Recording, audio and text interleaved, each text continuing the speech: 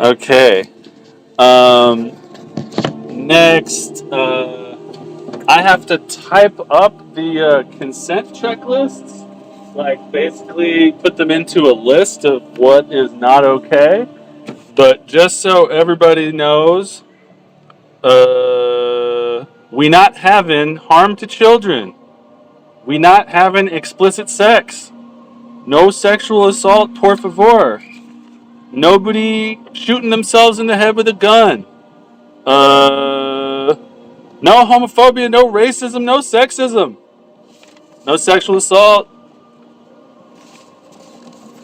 There's one person who's totally okay with everything. We have a few different people that are not down with harm to children. Now, there will be teenage and late teenage enemies in this game, and perhaps teenage and late teenage allies. Let's just pretend we're in an episode of Twilight. So if anybody is not okay with fighting 17-year-olds, let me know. Teenagers could go to Yeah. Get off my lawn, teenagers. All right, cool. So I'll have that typed up for next time. Ooh, I forgot my brightly colored sticky notes. I'll get them in a sec. All right.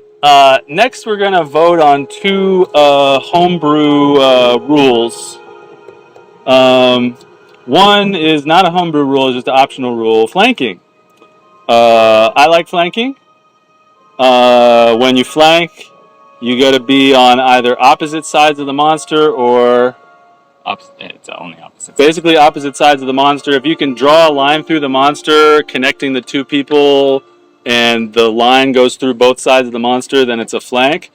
I like this. If you do that, then the people have advantage. If there's a rogue, they get advantage so they can use sneak attack when they're flanking. So it's good for whatever. But people argue against it because monsters can flank us. And that tends to happen more often because there usually are more groups of monsters. There's also like certain races that have pack tactics. There's that are already built in the game. There's certain classes that already have advantage. So like barbarians, they do reckless attack, and that isn't to get advantage, but instead people are just getting advantage anyways. So it kind of like screws with some people and not others. So I love flanking. I want to use it, but some people hate flanking. It can even be a hot button issue. So let's take a vote. Everyone who is against flank, everyone who's for flanking, raise your hand. Sure. I don't have a No, I have no. Yeah. So I'm flanking agnostic. That's 2 abstentions, 2 pros. Or, yeah, anybody against flanking? Michael, do you have a vote? No. Okay, so 3 abstentions. So the motion carries. Flanking will be used. If anybody is like, man, fuck flanking, like after we get deep into the game and you're like, flanking is ruining my fucking life. The bad guys always flank us. Why do I keep getting flanked? Just bring it up and we'll fix it. The next thing to vote on is what happens when you get a critical success. So when you roll a d20, A critical hit. a critical success whilst you are hitting. When you roll a d20 to hit, it's a critical hit. The current rules are a little soft on how critical that critical hit is, and I'm interested in making them a little bit less soft so that when you get a critical hit, you get to cheer and yell.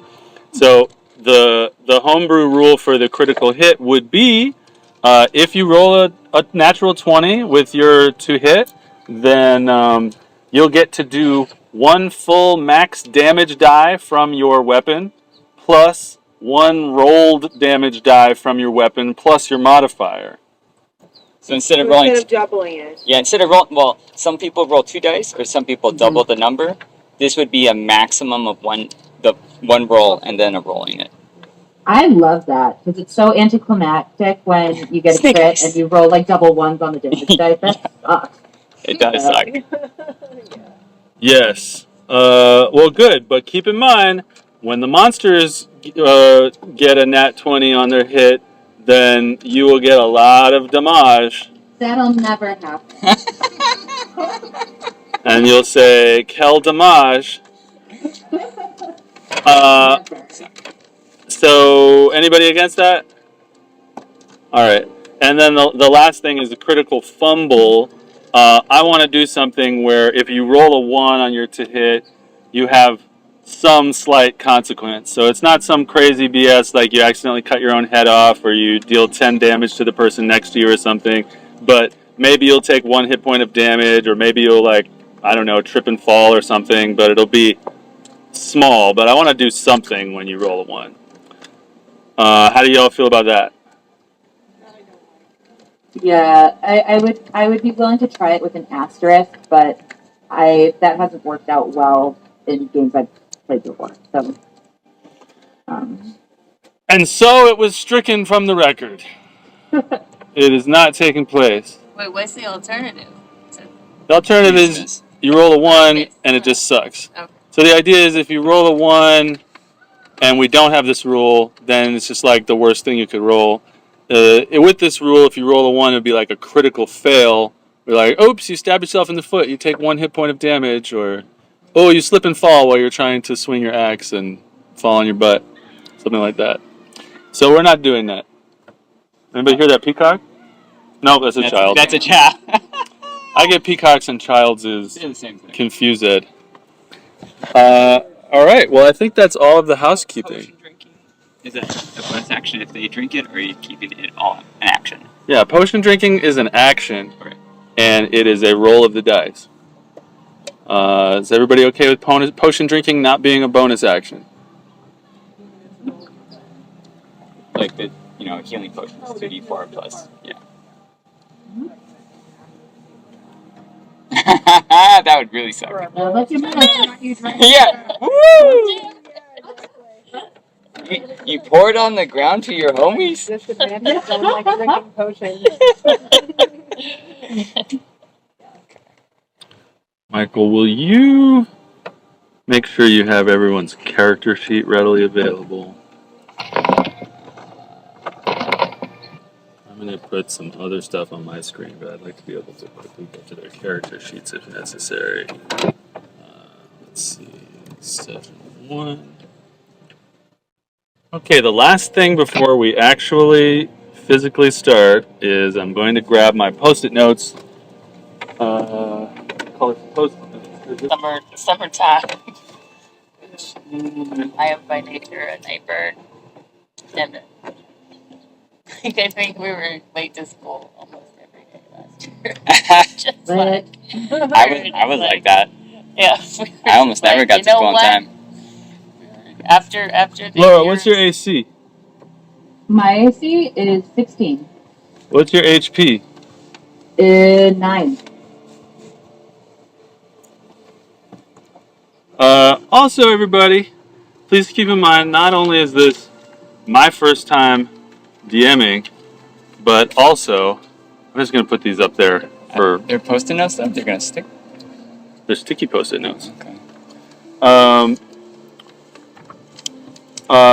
Keep in mind, this is my first time DMing, and it's also me and TK's first time co-DMing. So we may be working out some stuff. Julie, what's your HP? 14, What's your AC? 13. Put passive perception on there as well, just in case. All right, what's your passive perception? Wait, is that the same as passive perception? Yeah. 13. What's your passive perception, Lauren? 14.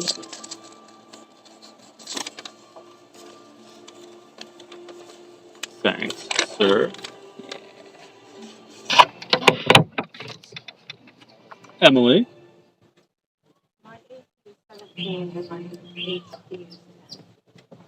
Yours? AC 10? AC 17? That makes more sense. And HP 10? Okay, HP 12, AC 17, AC Slater, and passive perception? Alright. Sticky stick. Oh, this is going to be used for initiative, just to make it easier to figure out who's going when. All right, let's just go around and say like one sentence about something good that happened to us this week. I met a bunch of people from all over the world in Sacramento and made it to 15 days away from my baby's due date. Oh, I had the week off work for the first time in a very long time, Nice. and for the foreseeable future. So it was really nice while it lasted. Julie? I recorded a song today. Ooh. Oh. And while being photographed by a photojournalist, it's an experience. It's different. Trying to record while somebody's taking a picture of me. For a profile on Gen Xers. Okay. All right. What are they doing? Represent. What are they doing with themselves? Yes, you gotta tell us what we're doing. So. And TK? I saw Mike Birbiglia, Oh, fun. a comedy thing. It's pretty funny. It's fun. The pool. Old man in the pool. Old man in the pool. He's like 3 years older than me. I'm like, all right, Mike.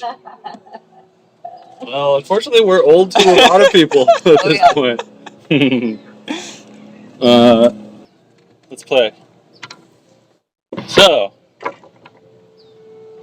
a gust of wind starts to blow in the atmosphere around the planet that the inhabitants called Ti Arun. The wind moves across the globe, past continents covered in jungle, continents covered in metal, continents that people on the continent that the wind is heading to know nothing about. The wind crashes on the continent of Cappyrnia Toth, blowing down from the north over the country of Unskilt, Bourgogne, Lebenstag, Parvus, Rocinante, landing in Greater Elenia, passing through the mountains with the copper mines in them, through the marshes, through the forests, arriving in the city of Elenia Toth. The wind blows from the west side of the city through the university and the library, the temple district, through the shipyards, big ships yawning, moving in the harbor, creaking in the water, people unloading boxes, the smell of fish, through the chop, the slums. Someone's holding out a little pot, hoping for a gold coin or silver coin, even a copper to fall into it. And it blows across the river into the nobles' quarter, through the travelers' quarter where the inns all are, past the old walls where the original city used to be, all the way to the castle, the main castle of the city, with thick old walls, very utilitarian yet beautiful somehow, as if they were built just right. Castle Dagran. It's probably been there 900 years or so now. A little bit of that wind peeks in the window to the waiting room of the throne room of Queen Aoife Coyle of Greater Elenia. And in the waiting room of that throne room are three people. Three people that were plucked from very different walks of life just earlier today. The Queen's guards in all their armor with big halberds showed up at these three people's place of work, place of leisure, and told them the queen needs to speak to you immediately. Gather your best equipment, your best items and adventuring needs, and come immediately to the throne room in Castle Dagran. Each of these three people gathered up everything they need under the watchful eye of the guard who never left their side. Big, strapping people, kind of annoyingly leaning over their shoulder, making sure that each person got their stuff together. And so they were brought to the gate. They were marched down the stone hallways, every once in a while interrupted by a beautiful porcelain vase, some kind of gold, silver, ivory decoration, but mostly just utilitarian. Arrow slits in the walls where people could hide if they need to defend the castle if the walls have been breached, and brought to a place that has a lot of luxurious rugs on the ground, following up a staircase to the waiting room for the throne room, an opulent room. For some of these three people, this is more opulence than they've ever seen in one place. And in that room, there are 4 giant guards people and one man in a fur-fringed robe who greets all 3 of them. Hello, I am Aloysius Killshaw. It's excellent to have you all here. Your aunt says hello. The Queen has asked me to gather you all here for something very, very important. I hope you're all ready. The Queen is currently in council. She is finishing some very important plans, but momentarily you'll be called in. Don't touch anything. Don't break anything. And thank you for your service to the kingdom. He flourishes his cloak and leaves the room a little bit full of himself.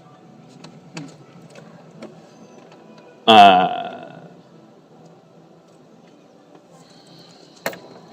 sec. Emily, what's your character's name? Petra.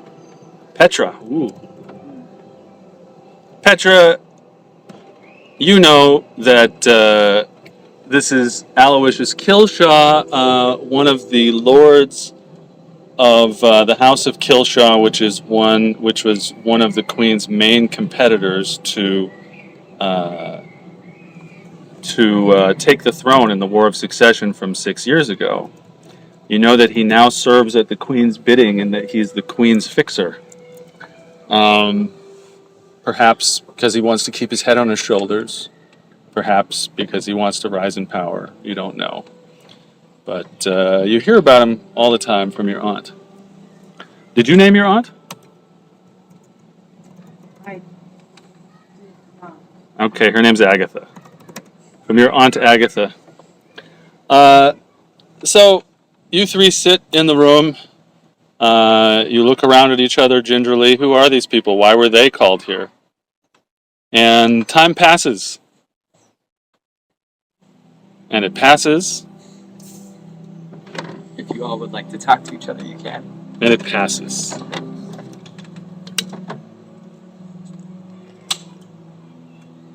I guess, Daphne will lean in to the barbarian who maybe looks a little out of sorts. Is this your first time in the castle? Yeah. Don't be nervous. It is very nice. Just enjoy it while you are here. Try to eat some of the food if they give you any. It is very nice. We should also have you all kind of just introduce how you all look as well. Sure. So Daphne, who's my character, Daphne Duplac, looks like one of those people who, even though they're younger, I'd say she's probably mid to late 30s, looks like they're born to be a grandma. You know, just like plump, like ruddy cheeks, strawberry blonde hair, um, a little shorter, probably 5'3" or so. But yeah, just very pleasant. Una, what do you look like? Uh, Una is about 5'8". She's like 16, half orc, but her teeth have been shaved down, and has gnarly black braids, a weird scar on her face, and a huge scar that runs from her right hip down to her calf. And she's dressed in like makeshift clothes that are made out of ship sails and rope, but pretty styling, but literally made out of stuff found on a boat. And Petra, what do you look like? More noble and refined. Good posture, but also a little wild. In the sense of like you can just sort of feel the forest on her. Dresses in like fur trimmings of fur, and other sort of high type apparel. Dope. So, you three are sitting in the room, and Daphne just leaned over to Una and said, if you want anything, you know, have a bite or whatever. And Una was like, yeah. So then the silence continues as you sit there and wait. So far, all you know about each other is what you see.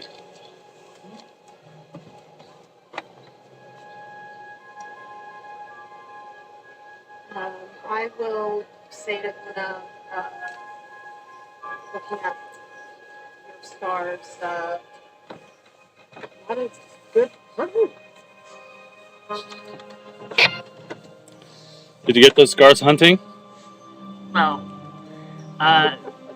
fighting, mostly fighting. Some like boat accidents, but mostly fighting.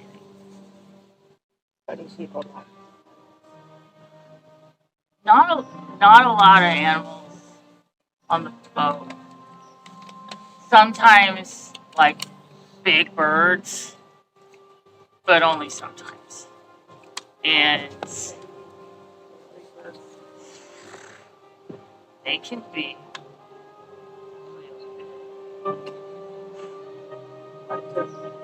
I'm with mine. But still, yeah, it's good eating. I guess. I don't have anything against the bird. But people are the worst.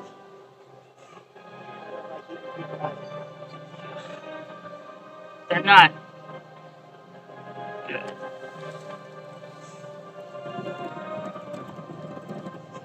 While they're chatting, can I clock any of the other guards who are in here while we've been waiting forever? Do they look like everything's on the up and up? Are they betraying any kind of worry or irritation? You know, like is this extended wait land?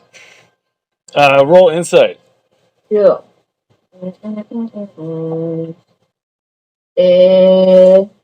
The first roll of 18. the game. 18. Nice.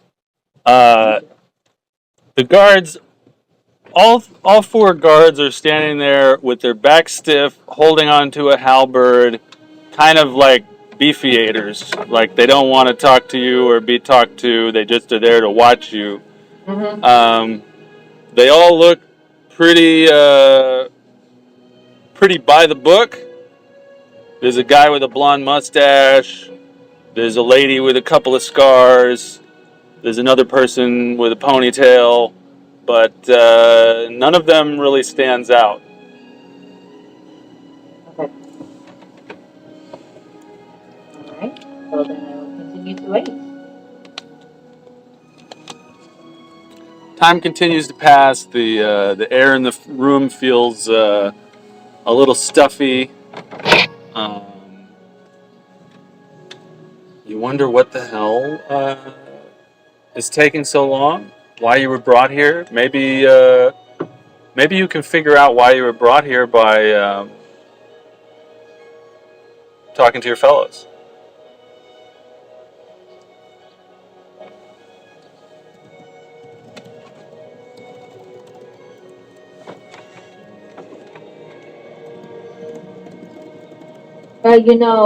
When I was here before, I was helping with the horses. So I don't know, maybe there is something else with the animals. Um, you were talking about animals, the birds. Do you work with animals? No. It's just I work on a boat. Mm. I work with animals by shooting them. Well, I suppose that keeps me in business. All right, well, I have not been on a boat in a long time, so I don't think that is it. I don't know. Do you guys owe anybody money? Because I owe. I just thought maybe I'm in trouble for that. Oh. Well, we all do what we can. I'll do what we can. Yeah. Yes.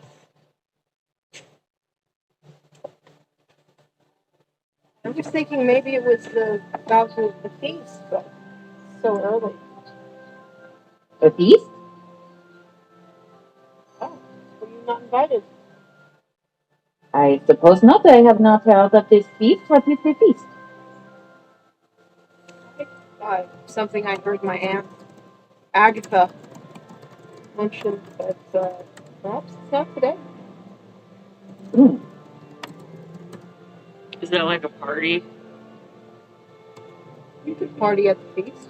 Yeah, It could have some of that good food that I mentioned. maybe some big birds. Petra, That is right, Victor. Petra, roll insight.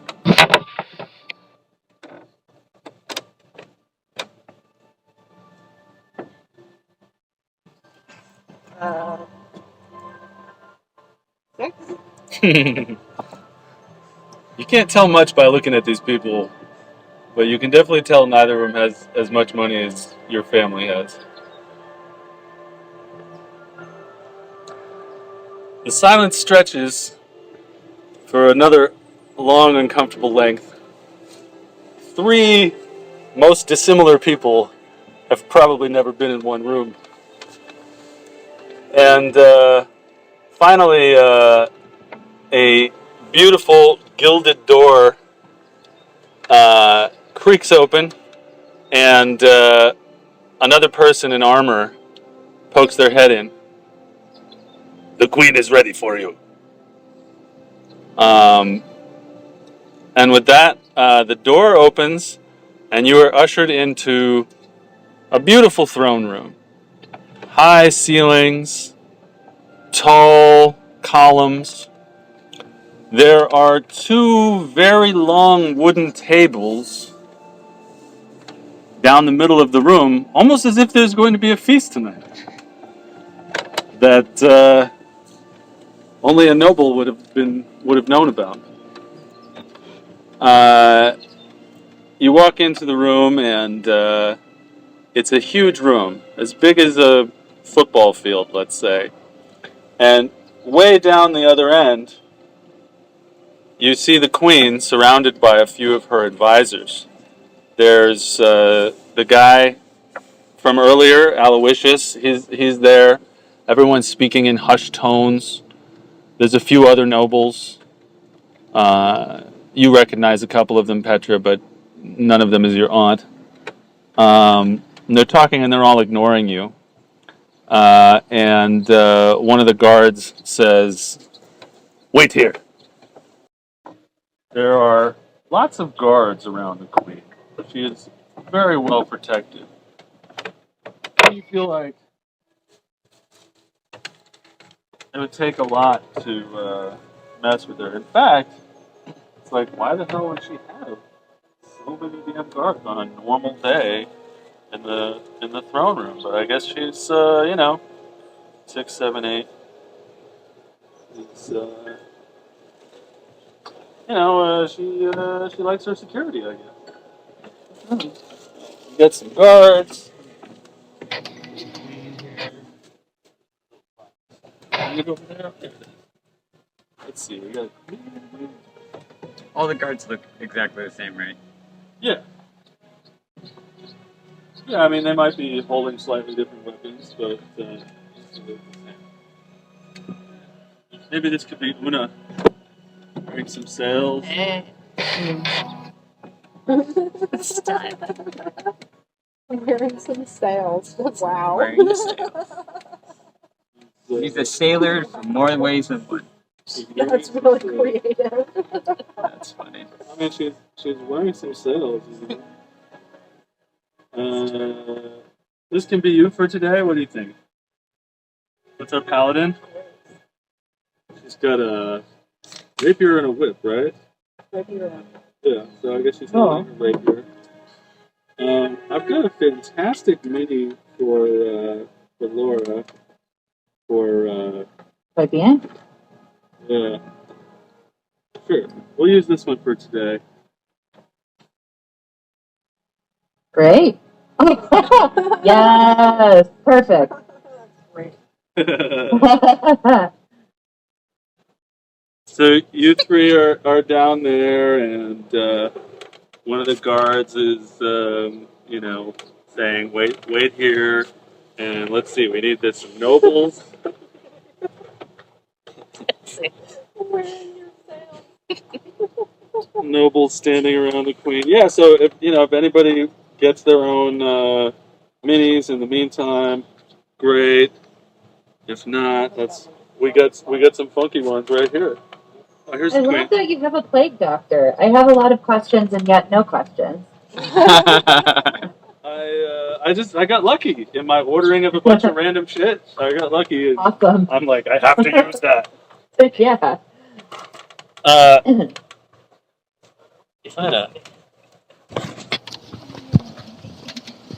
Photo break. Photo break. Yay. So, you walk in, and then the guards, the nobles finish talking with the queen, and the nobles leave the room, and actually the queen says to them, "Leave us!" And the nobles leave the room. She looks down to the guard that's at the other end of the room and gives him a look. She doesn't raise a finger. She doesn't she just looks at him, and he knows that she's ready to see you all. So he goes up to the front of the room with you all, and go ahead and position your minis how you would like in front of her. Daphne is not interested in being in that bunk, so. Okay. Yes. We can pretend the table is like not filling up that entire square, those entire squares for now. So position yourself how you would like as you walk towards the queen. Where do you land?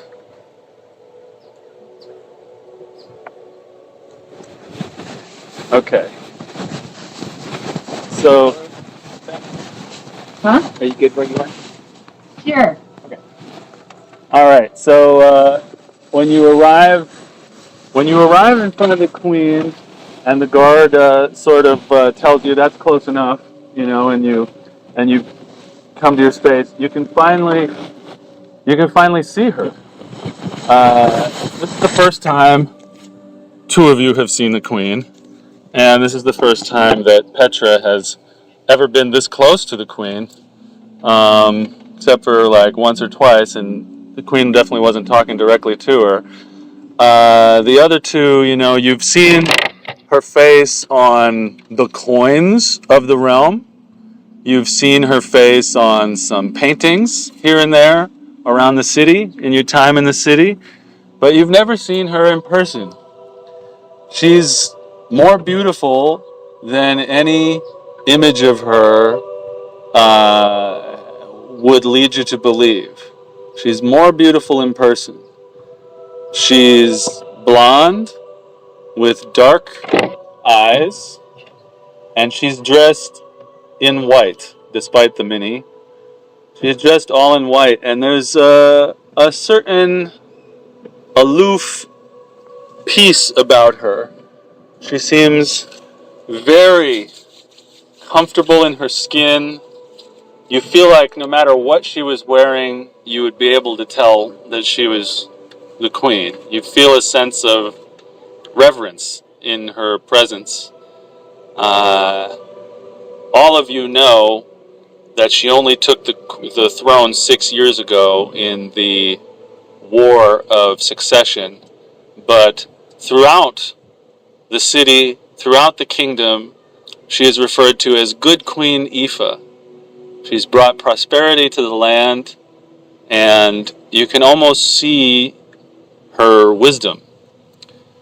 Despite the minis, she is seated in a throne, a stone throne, not too ostentatious, simple yet effective, and still impressive, even in its simplicity.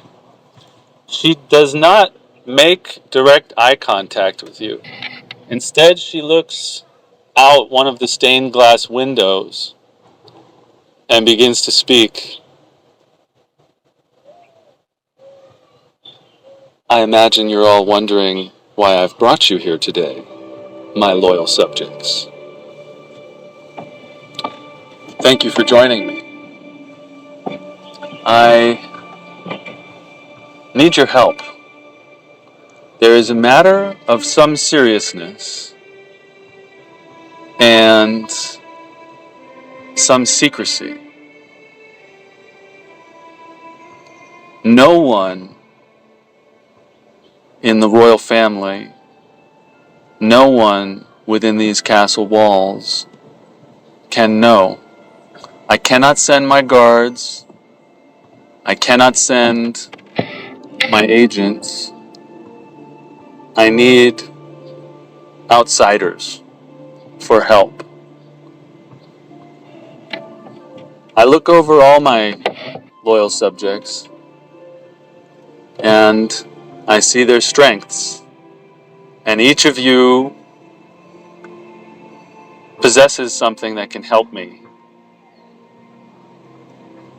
Each of you has been promised something, a generous reward. What I need from you is this.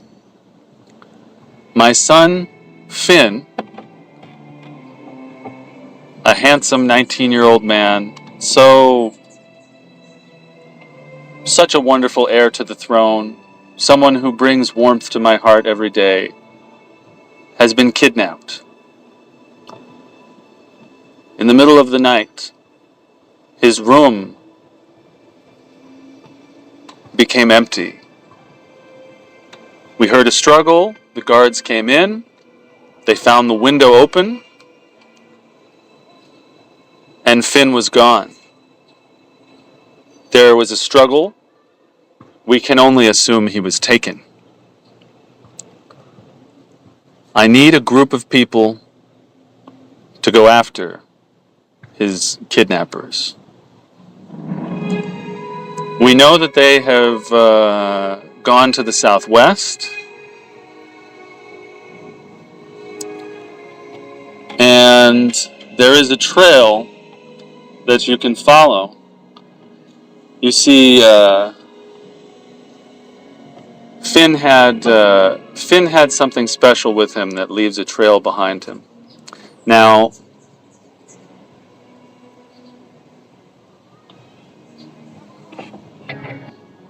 Petra, roll perception.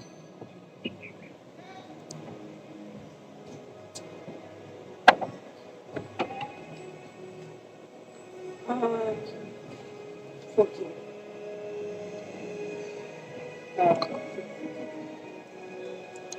Now, you will soon be joined by my son's tutor, Valentis. Valentis knows him well. He knows how to track him. He is not a fighter. That is why I have asked for your help. But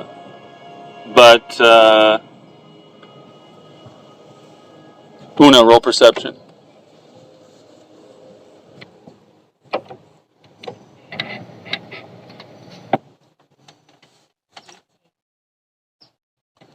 Okay. Now, let's pause there for just a sec.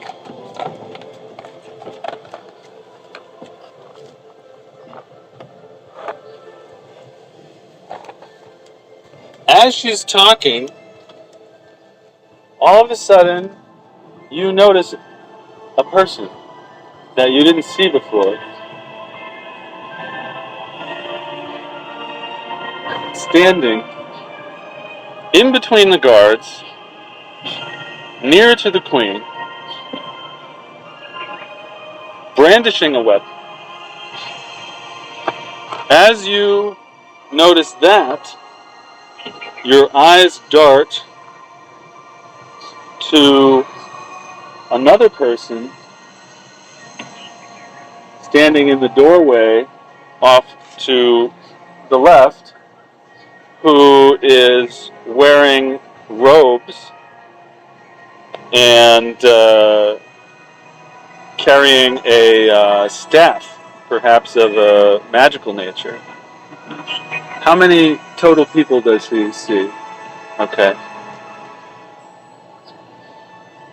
Right as you see the man dressed in, right as you see the man dressed in robes carrying the staff, he sees you see him, and he immediately busts out a scroll. Before you can say or do anything, People that were there already, or do we know? they've been sneaking in. Okay. They just got noticed. They just were noticed. Okay. Yeah, so Una saw this person. So it's not like someone just whipped out a weapon. They just approached. They've been sneaking They've in. been approaching. That's why you rolled perception You just first. You still haven't seen the person yet. Only Una's seen the person. So. Oh, got it. I missed that. So you rolled perception, you didn't see them. Una rolled perception and she saw this guy. As soon as she saw him, she saw this guy behind him. This is happening in milliseconds. She sees the guy, she opens her mouth to say something, but he's already holding this scroll, which he reads and shouts in a loud voice, "Go home and say nothing." As soon as he says it, all the guards turn and start walking out of the room.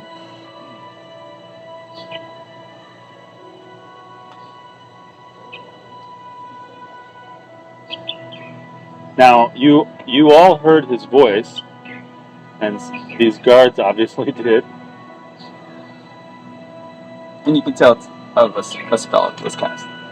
Yes, he read the scroll, he said a strange word, and then he said, "Go home and say nothing." His voice boomed, and you saw some purplish colors floating through the air as he said it. The guards all turn and start walking out the door. Roll initiative. Alright.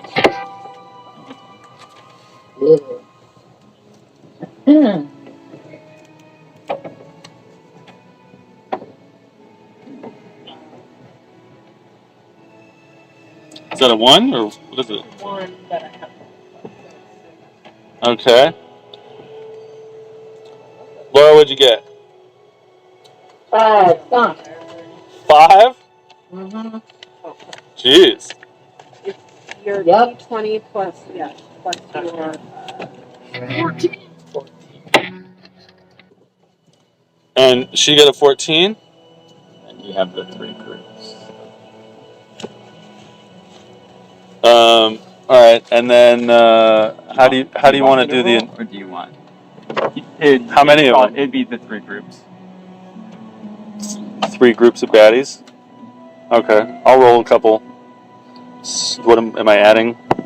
I got 6 on one of them. Do I add anything to it? Yeah, plus 2. Okay. Which? Yeah. Okay, so we'll call those the MBs. So that's 8. The guy who cast the spell. Plus 0. That's a 2. And then the other guy. And the other guy. Has a plus 3. Oh, he got a 22.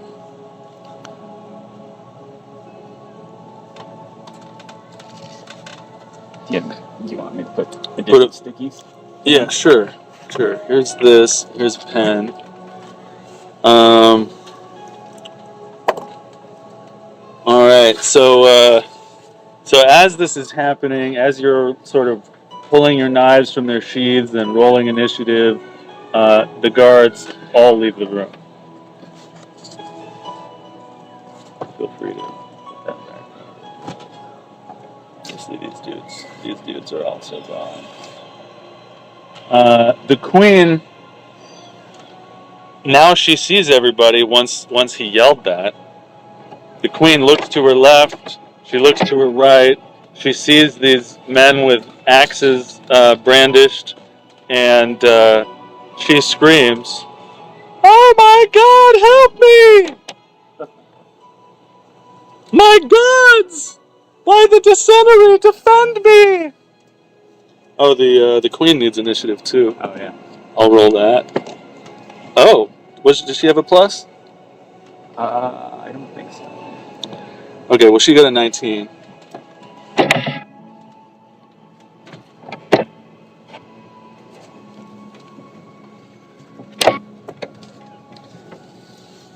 All right, very exciting.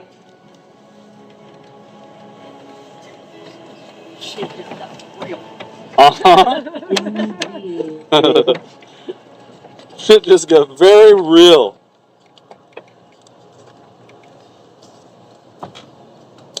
Okay, let's see. They can't see what these are. What's this No, one? they don't need to see. Oh, this is the RB. This is the Q. This is the MB, and that's the other one, the guy who cast the scroll. All right. So, the RB is first. What do I do? Well, I would think she would try to shoot the queen. It's true. All right. So I'll roll to hit. I got a 1. Well, then I think the good chance, right? This person that you see standing up here is brandishing a pistol.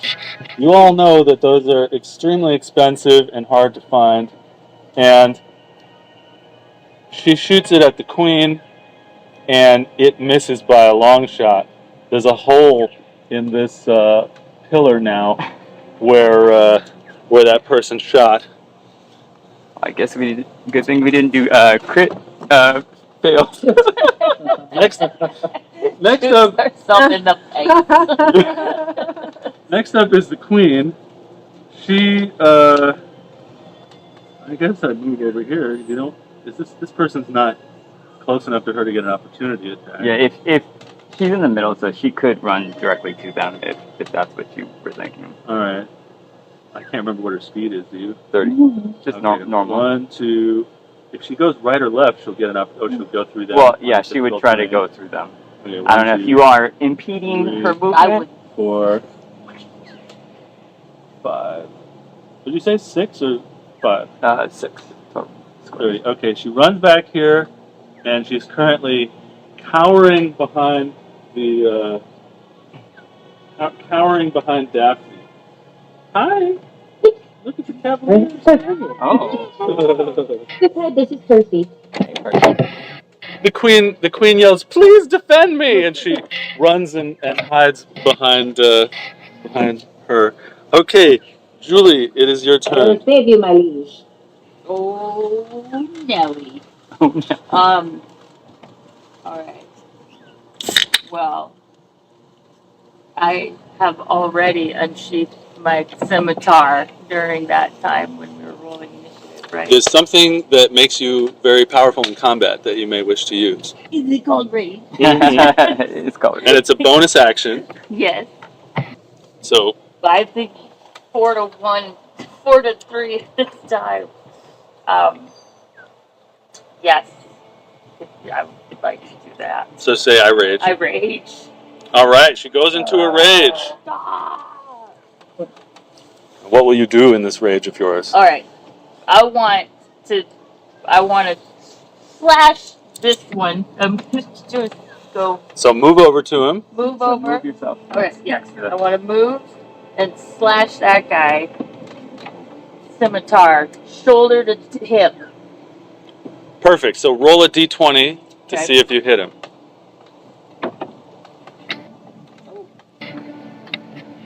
I get to put something on top of that. Right? I hit him. I have a. Wait. So you hit him. So Oh, this. Yeah. Okay. So 20. Ooh. Well, you definitely hit him with that scimitar of yours. So now you're gonna roll to hit. No roll damage. Okay. Is so it a that's different one. D6? Yeah. Okay. So roll a d6. Is that So it's 3 plus 2 because you're late. okay? 3 plus. So 5 plus 3 plus 2. Okay. 10. Oh, He's dead. He dead. Yeah. So- You did it. Do you want to describe his death, or would you like me to? Oh, you can do it if you like. Okay, you slash him with your sword from shoulder to hip. As you do so, his guts spill onto the ground and he practically folds in half back onto the floor. He still has a look on his face like he was ready to chop the queen because you got him so quickly. All right, and if anybody wants less violent explanations, just let me know. Just shout it out. I want guts. Next up is the M bandits. You can run them. Oh, okay. Well, Obviously, one's dead, so you can run that one. So, seeing that you killed his buddy, he's going to try to get you. Would you want to roll? Sure. What am I rolling? The D20? Yep. Let's roll the He's fancy attacking D20. you with a scimitar, just like you attacked his friend. Okay. Plus- he plus rolled a 12. Sure, how much? 13. 13. All right. So he He misses. He lunges towards you with his axe. Is that the weapon that he's using? He lunges towards you with his scimitar, thinking he's gonna. And he yells, "I'll cut you!" And his scimitar just slides right off your armor, and his neck is actually like in a good spot for you to hit it. Your armor of sails. My rope. It's my rope. Armor. Yeah, your armor of sails because you aren't wearing any armor. Got a lot of whale blood oil. Next up is Petra. Well, he's close to me. So I will, He's not in an attack of opportunity to you, though. If you need to. oh, yeah. No, he's not. Hardly. But I'm going, but he's, where is he? So this is the one that just attacked her, and then this is the one that shot at the queen Right. earlier. So if I'm here, then I'm already, am I not already in there? You were, yeah. Oh, well, you were technically here, so I was just saying. wasn't standing on the table. Right? We're saying that the tables are a little farther away. Yeah. Oh, got it. Okay. So am I in melee? If I'm standing here, am I in melee Yeah, range yeah. or not, or do I have to move? No, you're good.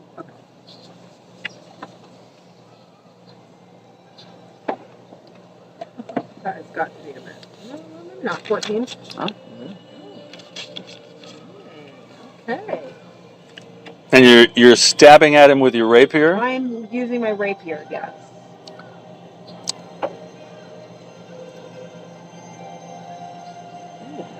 Seems good. Well, Also dead. Would you like to describe it, or would you like me to? I just. Well, actually, I guess it would be more like. Because I have a rapier. You stab forward with your rapier and poke right through his neck. All the way through. And he gurgles in this gross way, slides off your rapier, and falls back to the floor. Well done. Next is Daphne. Yes. So, are there any two of the bad guys that are standing within 5 feet of each other? They're on opposite ends of the lawn. The bad guys are here and here, the ones that are still alive. Okay, got it. The one that is closer to Emily's dice tray, the green. Yep. That one, yep. He's the guy. Daphne is going to smile sweetly at that person, say something under her breath, and the sound of Dolores' church bells that only he can hear playing in his head. If you could please make a Wisdom 14 DC saving throw for Tulsa.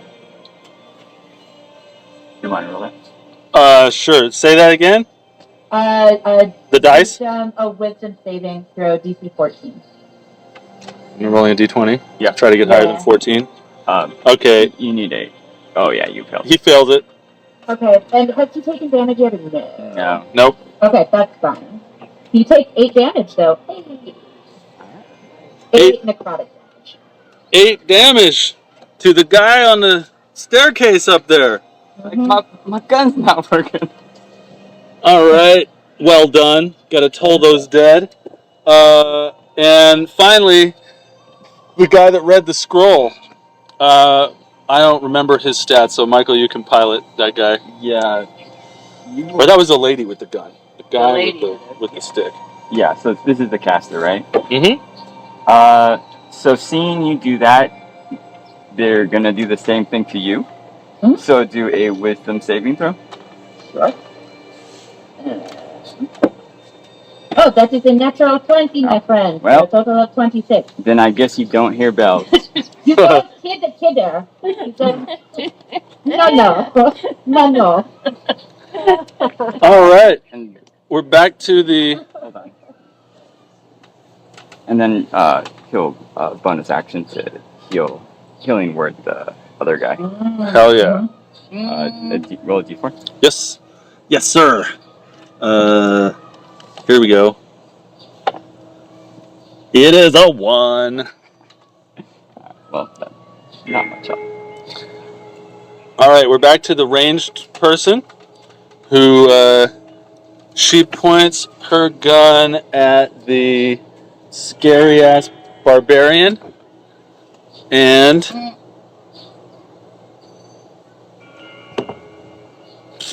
rolls a 5. Yeah, so you have a 12, right, to hit?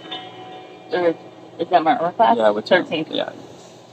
Yep, and she misses, and then she's like, But she gets 2 attacks. oh, good. Oh, Thank goodness. bitch. She's like, God damn it! She looks at her gun and shakes it, and she's like, come on, Raven God. And she rolls a 1. She Could you imagine if we had critical failure? she points the gun at the barbarian again, and she gets into a perfect hold of the gun, and she sights down the barrel, and she breathes as she pulls the trigger, and completely misses you, putting a hole way over here instead. She curses and actually punches herself in the thigh angrily. Now we've got the queen. The queen goes, oh, thank you. Her voice is totally different now because she's scared, but she's still very noble. Thank you so much. Oh my, please protect me, please. And she moves all the way over here and hides behind this pillar. Thank you so much. Oh, please stop them. Okay, Julie, it's your turn. Okay, I have a question. Is this like, are they up high? Yeah. Is this like Yep. a This raised is area? second floor. Okay. You have to go up the stairs to get to them, or you could Do I? throw Because something. I have a javelin. And yep, hand axes and javelins. You can throw. Yeah, he's only 15 feet if you throw. Okay, great. I'm gonna try to throw a javelin at him. Do I have to? Because I got them. Roll to hit. That's this one. Yep. Okay. Wait. 9? 9 total? Yeah, that's 9. Wait, 9 plus initiative? No, plus your. Oh. 14? Alright, that hits. Oh, you know.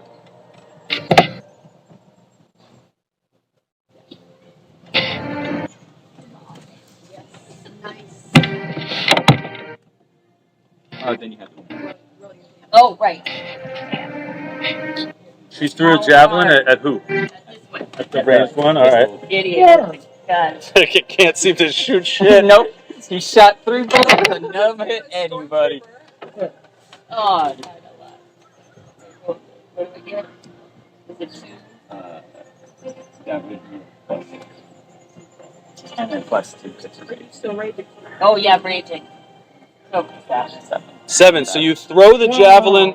You throw the javelin at the lady holding the gun, and it goes right through her leg, just missing her femoral artery. But the stick is sticking out of her leg, and she's like, "Ah! Oh God, damn it!" And I'm like, oh, it's cool, baby. And she shakes the gun at you in anger. Are you done? All right. It is now those guys are dead. Now it's Petra's turn. Okay.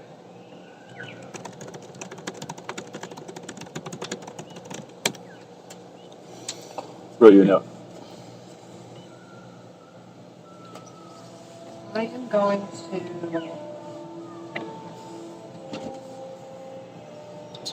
a rapier to a pipe. Mm-hmm. And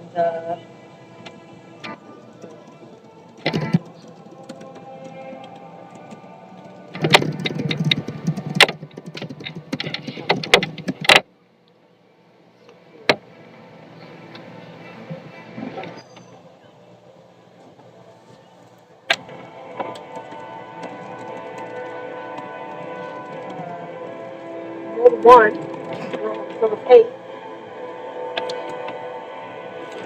Curse in this sphere. Yeah. So Critical. you ran up there with your rapier, I ran up here with my rapier and dropped it on the floor, basically. and you rolled an 8 to hit, and that doesn't hit, right? No. Okay, so It was an ant. you're running up the stairs. You're running up the stairs, and you go to jab with your rapier, and the gun lady just moves her arm, and you just poke right by her. Daphne, you're up. Yes, we are having a bell off. I am going to do Toll of the Dead on the top there this time. So it's again a DC 14 with some saves. Yes. Yep. Bad. 1. Haha, she's right. Okay. failed. No, but only 1 necrotic damage. But she's still like, and like to herself that like perhaps the Raven God has his favor elsewhere. Oh, well done. Now it is the caster's turn. Alright. Caster does not look happy. What god was this? Do you know? But these people are praying to the Raven God. Okay.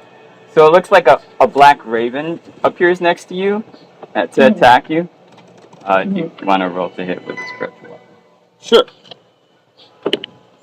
17. Yep, that hits. And then roll a d8 plus 3. Okay. Too many dice. Okay, I think this will be a D8. Oh, nope, it's not a D8. Any second now, I'll get a D8. Oh yeah, I put all my D8s away so I could cast sleep in my other game.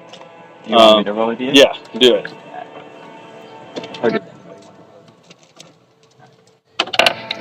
So 7 plus 3, 10 damage from I'm down. Alright. Uh-oh. Hubris. I don't know if you want to say anything about. Like, Yeah, of course. Sorry, I'm just like looking for a D8. So the enemy caster says some words, waves his hands around, and the sound of bells fill the room. It hurts your ears and it hurts your body as you drop to the floor. The caster calls out, "There's only one who the Raven God supports." You fall to the ground. He seems to crackle with energy as you lay there making death saves. and then they will do toll the dead on whoever is out. That'd be you. So it's a wisdom saving throw. Wisdom? Yeah.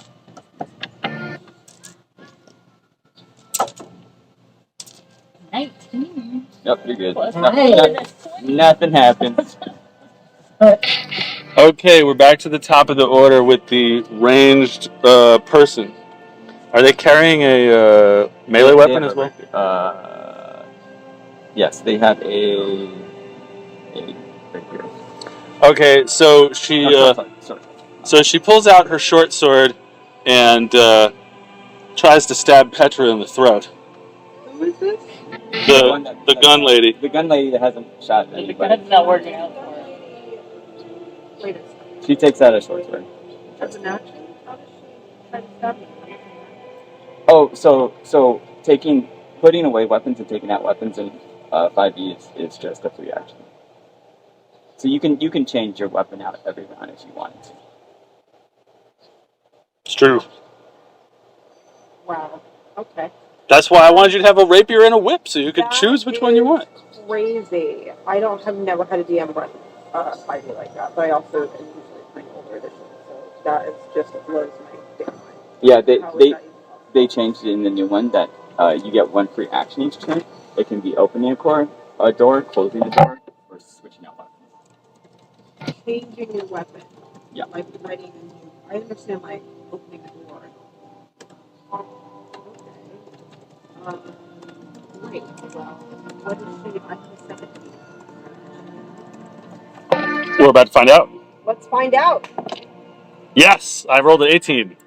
Alright, then it's D6 again. So she stabs forward with her short sword, leaning towards your throat. And, maybe the gun is not such a good idea after all. And she does 1 point of damage, unless 2 points of damage. So she's stabbing right towards the middle of your throat. 2 points of damage. And then she sort of loses balance, and the sword goes off to the side and cuts the top of your shoulder instead. But it's painful. Okay. Okay, then the queen. She's just over here. She tries to hide behind this column. Takes the hide action, trying to have as much cover as possible. And she says, "Please help." Maybe I'll make her have a little bit more dignity than that. But basically, she says, "Please help." Julie, it's your turn.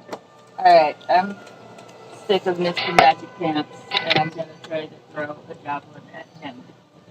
Because I've got a few. And I'm mad that he hurt Daphne because she was nice. You idiot. Oh, it's not good. That's that? Yeah. Okay. 10. 10 hits. Wow, that caster's got low AC. It doesn't have armor on. Oh well.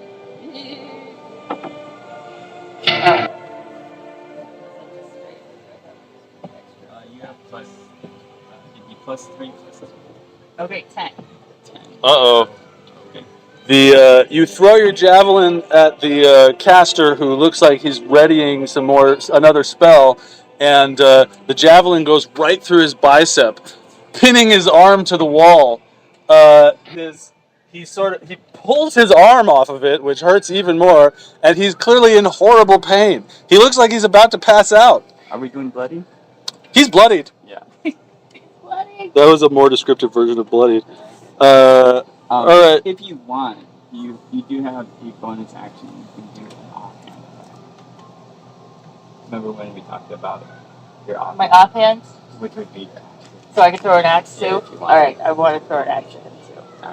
Very do not like. So he pulls his arm off the wall and he's like grimacing and growling, only to look up and see you throwing an axe at him with your offhand.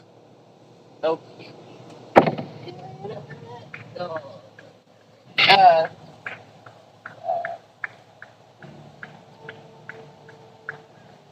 12? Oh, he has a 10, so yeah, that hits. What's the HP gonna be? Oh, the damage. Finish him. It's only +2 this time. Okay, 7. So, there you go. So you throw it and it hits him right in the center of the chest and the sternum and just like splits him in the middle and he's like, oh! And his eyes like pop open and then he falls down the stairs, landing face down at the bottom of the stairs down here. No more tolling the dead for him. Now it's Petra's turn.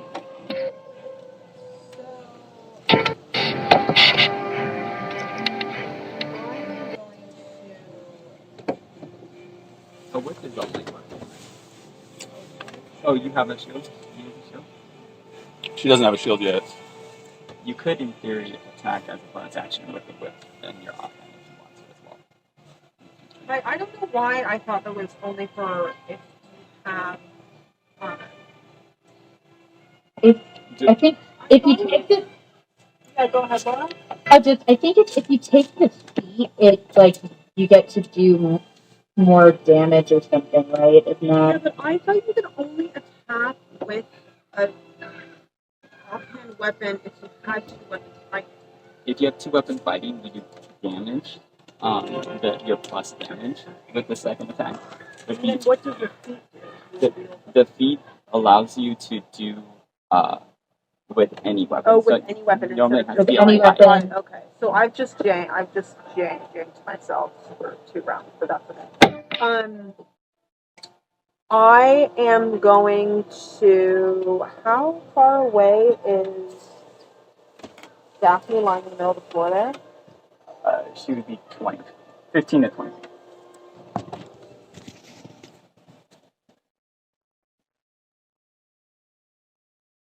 Okay.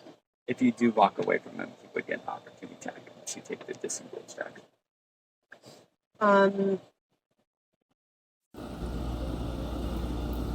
How bloody is he?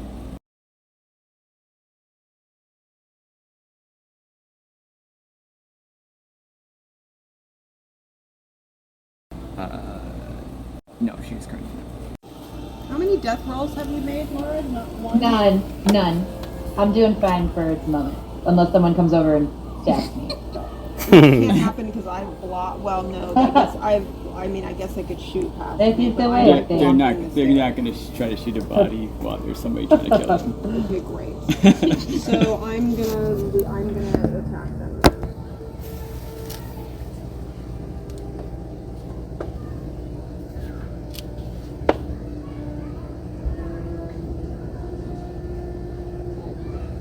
Well, Oh, just missed.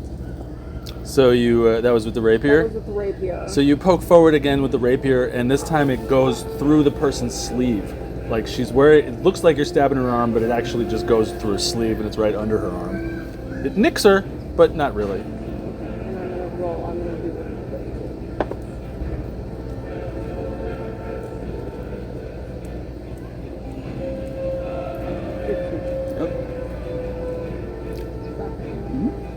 So you crack your whip like Indiana Jones over your head.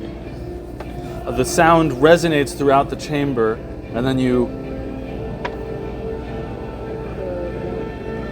flip. It nicked him back. Like, Got him right on the nicked her right back. A whip is a finesse weapon, so you But can it's add your a- dexterity it's- modifier. It's But it's because my it's offhand. offhand. Oh, okay. So you crack it like Indiana Jones, and then you turn your hand, and the whip cracks across this gun holder lady's face, and it like leaves a cut right across it. Oh boy. But that's really all it does, and she just kind of like shakes her head a little bit and shakes the stars off, and looks back at you and levels her pistol at you once more. Daphne's out, and Castor's dead. So Look, Oh, I gotta make Yeah. my death save. It's true. yeah, she can roll in that 20 and be up. Nope, I fail. Rolled 7. uh-oh. Well, that's not good. Someone should lay hands on her. So Caster's down. So now we go back to the gun bandit, who's really pissed off.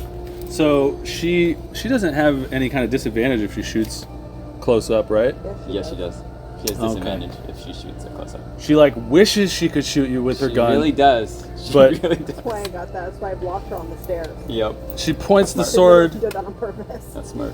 She points the sword at your chest and lunges forward. She has a plus 1. She rolls 16 plus 4. She rolls a 20 That would be and it hits. a d6. So she pierces your chest, and it goes just under your ribs, off to the side, making a really ugly gash for 5 damage. You grab your side and wince, Damn. and blood starts trickling down your side. Now it is Julie's turn. Or no, first it's the queen. She stays trying to hide, and she says, "Thank you, thank you." Now it's Julie's turn. Alright, I'm gonna try to javelin that guy. Girl. Her. Yeah. Let's end this What'd if you roll? we can. Hold on. 18 Well, plus that hits. whatever. She's throwing another javelin at the ranged Yes, person. I am. How many javelins do you have? 4. Okay. This is my 3rd. Get it. Don't forget to collect them I'm after gonna the need fight. to- Yeah. Yes, I will definitely need to collect them afterwards. So this gun person already has a javelin in her leg, Mm-hmm. and she's like, "Ah!" But she's really getting you with that short sword. Okay. 3 plus 5 plus 2? 3 plus, it'd be 3 plus 5. Plus So 5. 8. Okay, 8. 8 damage. Mm-hmm. How we looking? Bloody. The lady with the gun gets a javelin through the other leg, Just like. and it's like Jim Carrey in that movie, and she's like, Yeah. "Ah! Ah! Ah! Ah!" And she looks really, really angry, and also like she's about to fall over and pass out. But she clutches her gun and her short sword, hoping to fight her way out of it. She kind of looks like she might try to run away. Better stop her. So now it's Petra's turn. Well, you damage your turn. Oh, Oh, right, I have a bonus. Do I get to do a bonus again? Okay, if you like. I got another hand axe! if you do have a hand axe, then yes, you can. now, Una, what do you look like while all this is happening? Oh, I am I am like having the time of my life. It's like this is the greatest. Like I thought this was gonna be boring after all this waiting, but this is freaking awesome, and I hate guns, so I just want to put an axe through the center of this person's face. Okay, you're aiming at this person's face. And I want to hit him so bad, but I may not because I only rolled a 4. I'm not gonna do You it. throw the hand axe while screaming, Yeah. "I hate guns!" at the gun lady, and it slams into the wall just a couple inches next to her face, and she's like barely standing up with these javelins hanging out of her legs, and she looks at it, just scared to death. All right, Petra, it's your turn. Okay, I will just keep hacking away at this in this court. There's the lady on the corner stairs here. Nope. Okay, rapier 17 plus whatever that I knew that hit. Yep.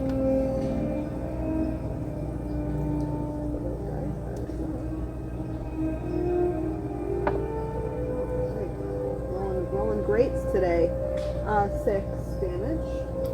You stab towards the lady with your rapier, and the cut in your side hurts terribly, and you sort of slip, and instead of stabbing towards her chest, you stab her in the hip. However, it's a really friggin' bad stab, and you cut her femoral artery, and she just looks so in pain, and she just falls back with your rapier still sticking out of her. kind of gurgling and shit. Wow. Isn't she supposed to say something as she died? Yep, she drops her gun and she looks pissed off about that. As she's laying there bleeding out, and she looks you in the eye, and only you can hear this, and she says, "You just set this kingdom back another 3 years. Do you realize what you did? Why do you think you were And she just dies. Only 3. What's that? Say to her, only 3. Only 3 years. And she dies and bleeds out on the ground. She's dead. With that, the queen sort of peeks out from around the columns. She's got her dignity back at this point. She says, "Thank you. I knew I had selected the right people for the job." And she steps forward. And just as she does that, some guards come in this door and sort of step over the dead body and are kind of looking at it. And some guards come in this door and they see this caster laying on the floor with his face down with an axe next to it. And they're like, "Oh, we heard a commotion. Oh my God!" They're other guards than the ones that went home. My queen. Oh, I'm so sorry. And they like come forward to kneel. "I'm so sorry." And she says, Up with you. This is why I have other people. You will go without rations tonight. I could have been killed. And they say, "Oh, yes, my queen." And they go back over here to sort of guard her some more. A little too late. I would suppose you heal her in the meantime. Yes. Okay. Definitely. I don't know. Live your life, man. It's fine. I will. Daphne, with the plague mask that you just met, is still laying on the ground, inert. The queen looks at you and says, "Perhaps you could help, dear paladin, bring this friend back to us." Yeah, so I will go over and gently lay my hands on the birdie face and feel for 6. Oh, merci beaucoup. She comes back to life. Laura, your name of character. You wake up and look around the room, and everything is very different from when you last hit the ground. The whole room has changed. Oh, tout alors. A little nap. Yep. Well, that is one way to get it done, I guess. The queen is visibly shaken, but she returns to her throne and she says, "Please approach me. I wish to finish my tale, and then we will clean up this mess." So you walk up to her and she says she's more willing to make eye contact now. She's a little bit more open-minded, and she says, "Thank you. I knew that I had selected the correct people for this mission. Now, as I said, I cannot ask my guards to do this, and perhaps now you see why. I need you, but also it must remain a secret. As I said, my son's tutor, Valentis, will meet you in the morning, and you will leave at 6 a.m. You will leave with the rising of the sun, and he will instruct you on how to track my son. As you can see, the sun is dropping now. She points outside the windows. It feels like a lot of time passed while you're in that waiting room. The hole in the windows. Yeah, you see the setting sun through the hole in the stained glass windows, and she says, "I imagine you'll need to rest after that fight, saving my life and defending me. Now, before I do, I just want to, and she takes out an artifact. It's a strange multicolored metal globe. It just rolls forever. That just rolls forever, yes. And she says, this is an ancient artifact given to the royal family that will mark you as doing the queen's business. Everyone who sees the yellow orb floating over your shoulder will know that you are not to be impeded in doing the queen's business, but you are also not to be distracted. You are to leave with the rising of the sun, and I have already made arrangements for you to sleep tonight. You should stay together. Oh, that's my cat. I need to grab him. I need to go get him. Yeah, he's calling out for me after I finish this little speech. She says, this will mark you. You are not to be impeded, but you are also not to be distracted. You are on the queen's business. Then she sort of pushes an unseen button on the object, and a yellow aura comes out from it, settles over each of you, and a little yellow globe starts hovering over each of your right shoulders. Apparently, everyone in the kingdom will recognize it. Petra, you've seen somebody with one of these globes over their shoulders before. So she says that, and then she says, as I said, I imagine you'll need to rest. You were hurt in defending my life. I have already made arrangements at the Broken Plowshare for you. You will have free accommodations there tonight. It is of great importance that you stay together, so please sleep at the Broken Plowshare. And now I must retreat to my chambers to recover from the horrific events which took place in the throne room. And without another word or look to you, she just walks right out, accompanied by the guards, and leaves the room. So you're standing there in the throne room, and the rest of the guards. No, she only took a few. Oh. The rest of the guards look at you as if they're ready to escort you out of the room. Is there anything you'd like to do before they start taking you? Yes. Whoever's going. That's fine. No, go ahead, Laura. All right. As everyone is clearing out, I go over to the body of the caster, who is the other follower of the Raven, and I just look over him and I say, Tactilius only leaves the strongest of us alive. And then I leave. You notice, Laura, roll investigation. 13. You notice a little wax medallion with a raven on it peeking out from under his vest.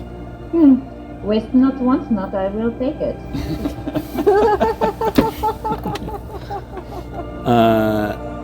Okay.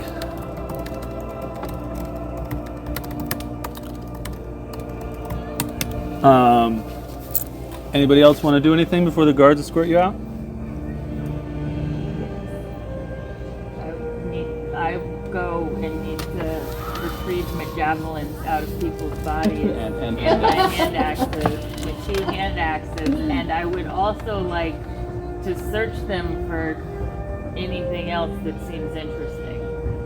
Okay, you search their bodies and you find normal shit on all of them except for one. Well, so the 2 bandits, these 2 had scimitars, leather armor and shields. That guy has a scimitar, leather armor, and a pistol. That lady, she's laying there with a pistol next to her, and you all know that pistols are very rare and expensive. Want that pistol. You can have it. And then the caster had a club. Thank you, fair sailor. But I think I would like a second scimitar. Yep, you can do For that 2-handed action. So Una picks up a second scimitar from the people lying on the ground. All of the rest of their equipment is on par with yours. And Petra grabs the pistol. Is there any ammunition with it? Is there an ammo pouch? Yes. The person is wearing an ammo pouch which seems to have quite a bit of ammunition in it, so you can take that from their belt.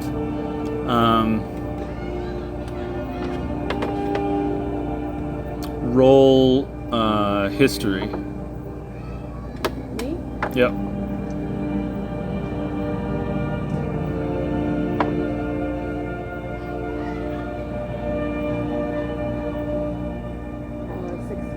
Great. Michael, the shooter never actually shot anyone, right? Mm-hmm. No. Okay, 16. So you, as you pick up the pistol, you check it out because you do a lot of shooting in your spare time, and you sort of look it over to see what kind of technical fixins are in there, and you notice that there's something a little bit different about it. The end of the barrel is a little wider, and the place where the flintlock mechanism stabs in seems to be a little bigger. There's something different about it. You're not sure what. It's not normal pistol. Okay. All right. So the guards say to you, "Come with us," and they lead you out. Where the fuck is the third one? Oh, hey, we get to try these things out now. Look at that. Magic. Hey, How about that? those are really cool. Thank you. I got them specifically for this purpose. So the guards get behind you and they lead you out through the castle. They lead you through long hallways, through many doorways, through labyrinthine yet utilitarian halls, and the guards all have, like, if you do anything other than what you're supposed to, you're going to see a lot more of us very quickly. They lead you In the castle. outside to the front of the castle. Now, I just want to check on my cat. So as you're walking, he clearly wants to come out here and hang out. So as you're walking, feel free to talk to each other, and I'll be right back. Unless anybody has a question. Wow.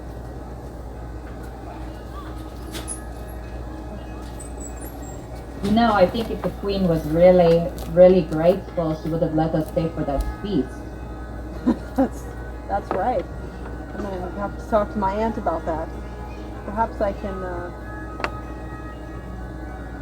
procure you all an invitation. Oh, well, thank you very much. That is very fancy. I don't know why we're sleeping at the Plowshare. I would think we'd sleep in the castle, considering that people just tried to kill her. Well, perhaps the inn is a little bit more clandestine. Yeah, I guess. What does that mean? Right, we want to. We want to be sneaky Oh yeah, in the morning. yeah. Mm-hmm. Erin is still working. Oh, wow. She's supposed to stop at like 6 or something. Jeez. But it's her last day of work for 5 months, Oh, Hey! thanks to maternity leave. nice. Exciting. V. She's probably trying to wrap everything up then. Yeah. You think she's actually not going to work, or is she going to pop in every so often? No, she's not going to work. Oh, okay. She's definitely going to have trouble not working. Mm-hmm. She's going to check up on shit. Mm-hmm. But she's going to take her paid time off, yo. Nice. I wish I had paid time off. If you pay yourself time off. Yeah, I could. I could just do nothing and take half of my employees' commissions. There you go. That would be pretty shitty, though. He's like, why don't I have my own business? Hey, we're all back. Hey! So, one thing I forgot to mention about the attackers, they all seem to be in their late teens. As you look at the bodies and from your memories of the room, they all seem to be quite young. 17, 18, 19 years old. So, the guards lead you to the front of the castle, right out the front door, and you're in a beautiful, expansive courtyard. There's a fountain, a lot of topiary, and just as you've stepped out of the castle, two guys approach you. They're both wearing sort of fluffy, floppy, puffy garments and hats with a feather in them and puffy-legged pants and stockings and little pointy shoes. And one of them, the whole outfit has blue piping, and the other one, the whole outfit has red piping. And they're sort of I just like red. they're sort of represent. Yeah. They're sort of looking at each other. They're clearly waiting for you to open the door, and there's also clearly some tension between them, almost as if they're competing with each other. As you walk out of the door, they both bust a perfect leg, like a very courtly leg, to you, and like they're trying to beat each other in a race to do a perfect leg and hand a message to you. Because Ms. Stuyvesant is clearly the fanciest person when looking at the three people, they hand both messages to her. The person in red piping says, "Oh, we heard about how you saved the Queen's life. Please take this message." And the person in blue piping says, "Well, we heard it first, and here is a message from my lord, or from my lady." And so they hand you these two notes, Petra. Do I recognize any of their fineries? You know that the color red is associated with House Mussover, and the color blue is associated with House Dannil.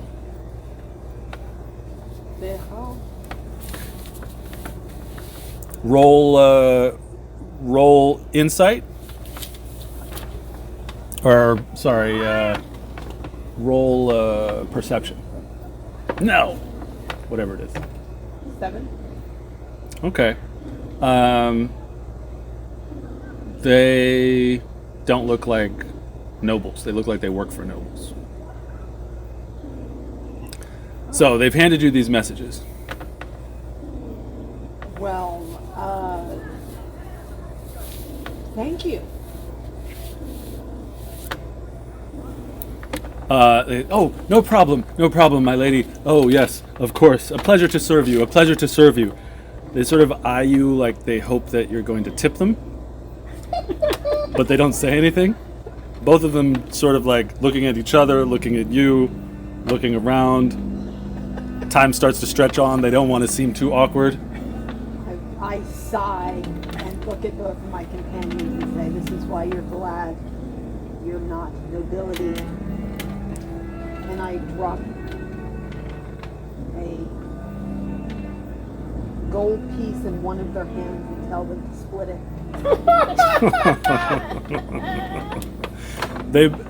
They look like they would rather die than split anything with each other. They both of their faces are trying to not look annoyed or upset, and instead look regal. And they both doff their caps and say, "Oh, thank you, my lady, thank you so much." But you can tell that they're not very stoked, and they both leave. So you're holding these two messages. You both saw her receive them, and you're standing in the courtyard.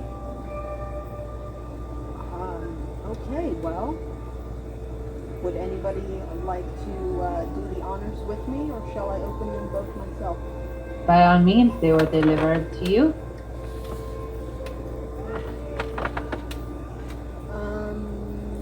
I smell each one. They are both perfumed, but in very different ways. The blue one smells like lilacs. The red smells somehow macho. Musky. Woody, musky scent. Woody musky scent. And that one's red. I'm gonna open that one. Okay, you break the wax seal on the red envelope, which has a gold lion impressed into it.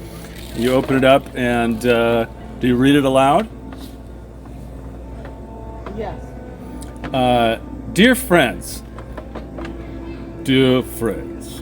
we wish to extend to you an invitation to dine tonight at House Mussover.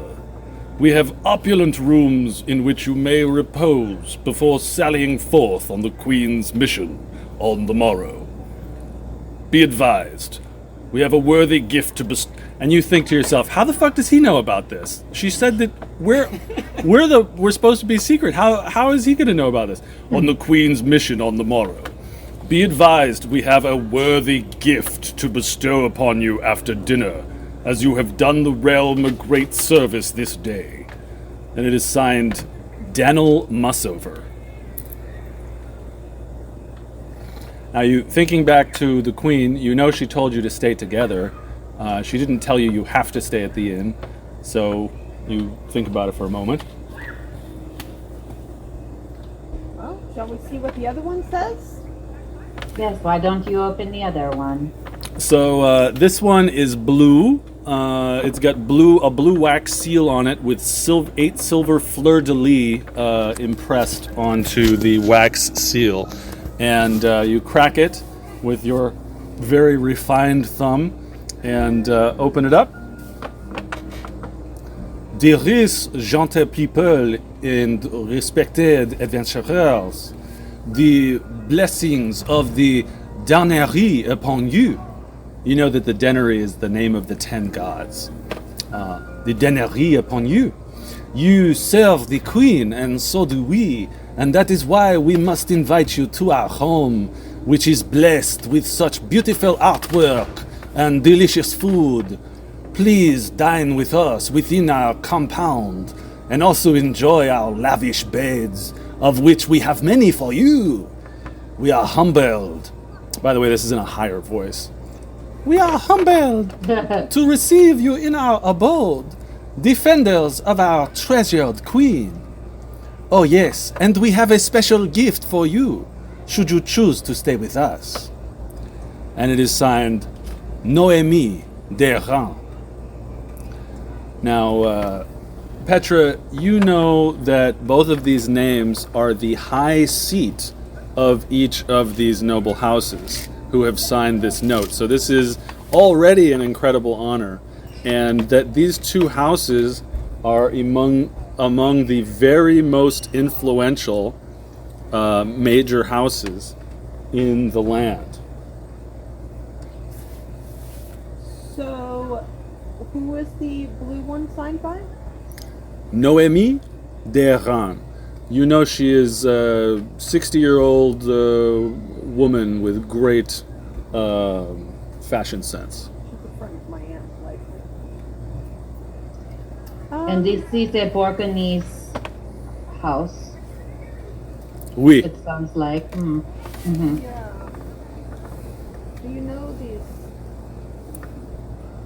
No, I am a simple working class woman, but the Borgonese, they are so full of hot air and just blah blah blah blah blah all the time. I feel like maybe we are more interested in the other house. Just from my initial gut feeling. Well, when one can't trust their own people. Well, that's, I mean, I am now a patriot of Greater Elenia, no longer Bergon. So, Petra, roll history.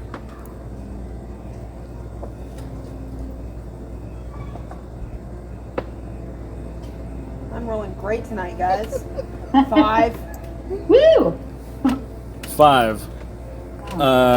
Petra, you know that House Mussover is known to be great supporters of the Queen. But, in fact, they would actually prefer her not to be on the throne. Mm. And you know that House Deran avidly supports Queen Aoife. Think about all you would have learned if you rolled a 20. But you know that. But, you know, I defer to your noble expertise. What do I know?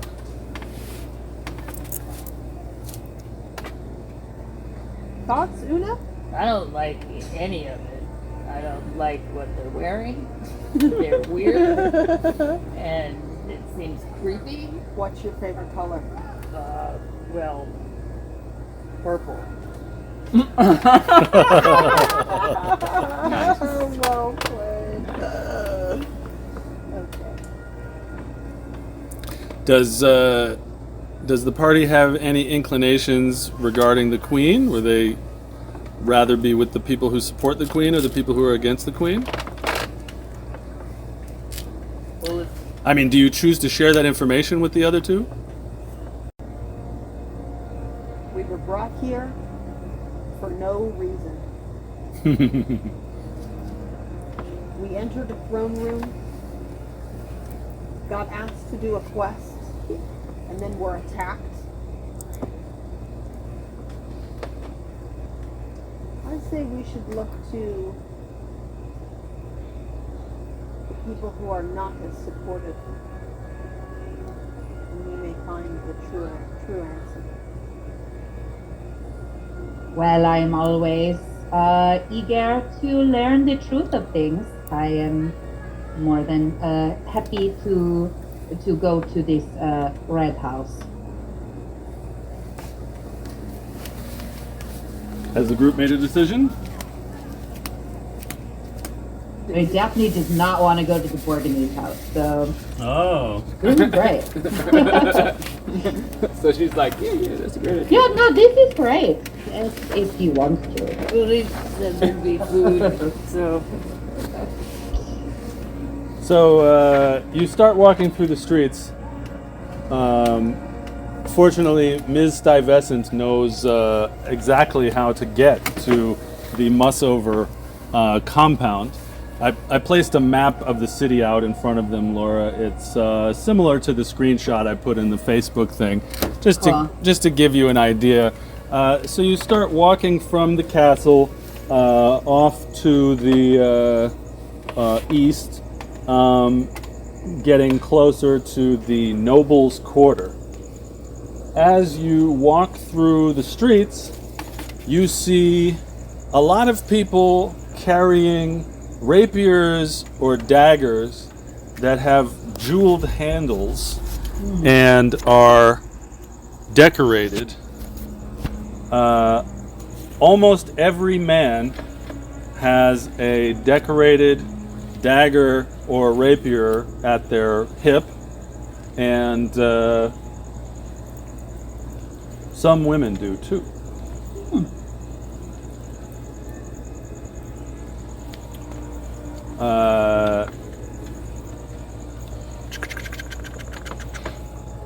Laura, roll history.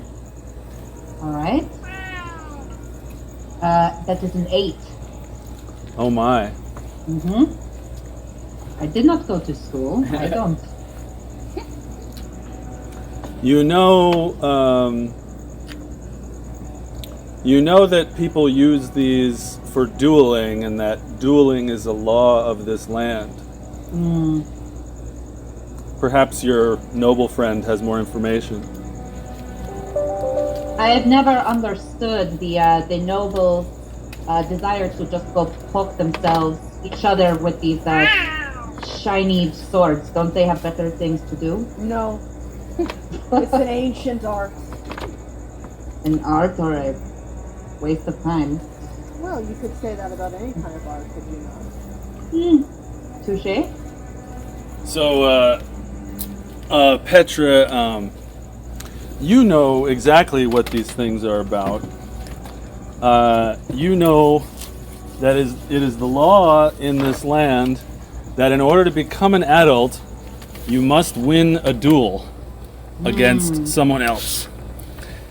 You duel with each other, and you cannot move. You must stand across from each other and swing rapiers or daggers, and you duel to incapacitation or death. And that is the only way to reach majority or reach adulthood in this land. Now, dueling is a part of adult life, and every year you are allowed one free legal duel. So people often demand that someone else duel them to solve a grudge, but they can only do it once a year. So sometimes you hear people saying, "You just watch out next May," but they don't use the word May. So do you choose to share this information with the group? Yes.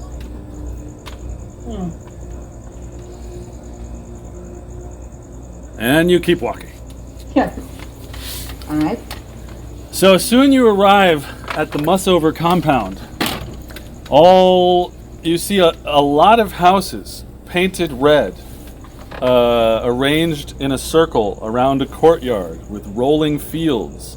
There are other red buildings in the distance. You're in the nobles' quarters, and there's fancy buildings as far as the eye can see. The center of the Mussover compound is almost like a small central park, surrounded by more houses of other nobles and of commoners who serve them, like the messengers who you saw early.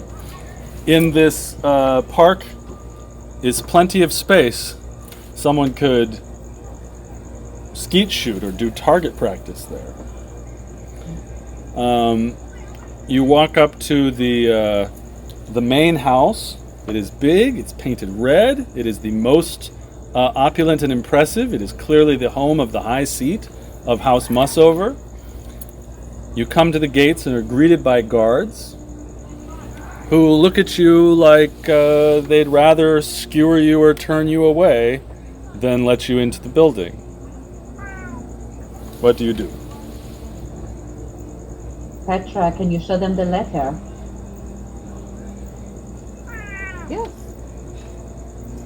So I fluff my furs and present the letter of invitation. And state. The guard looks at the letter, and We have arrived.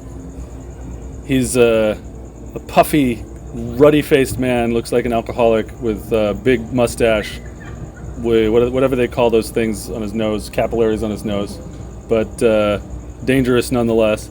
He looks at your note, and he says, his eyes pop out, and he says, "The Queen's life was threatened today! Oh! I'll have to tell all my friends!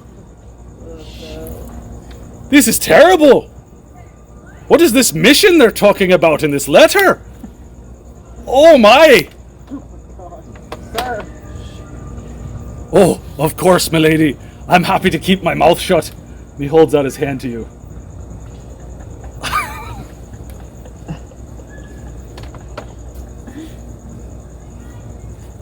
okay. And in his palm, I put one silver piece.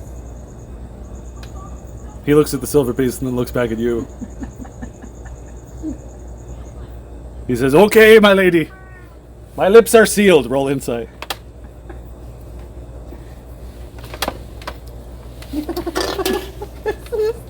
this dice box is a bad lie. Oh no. 7.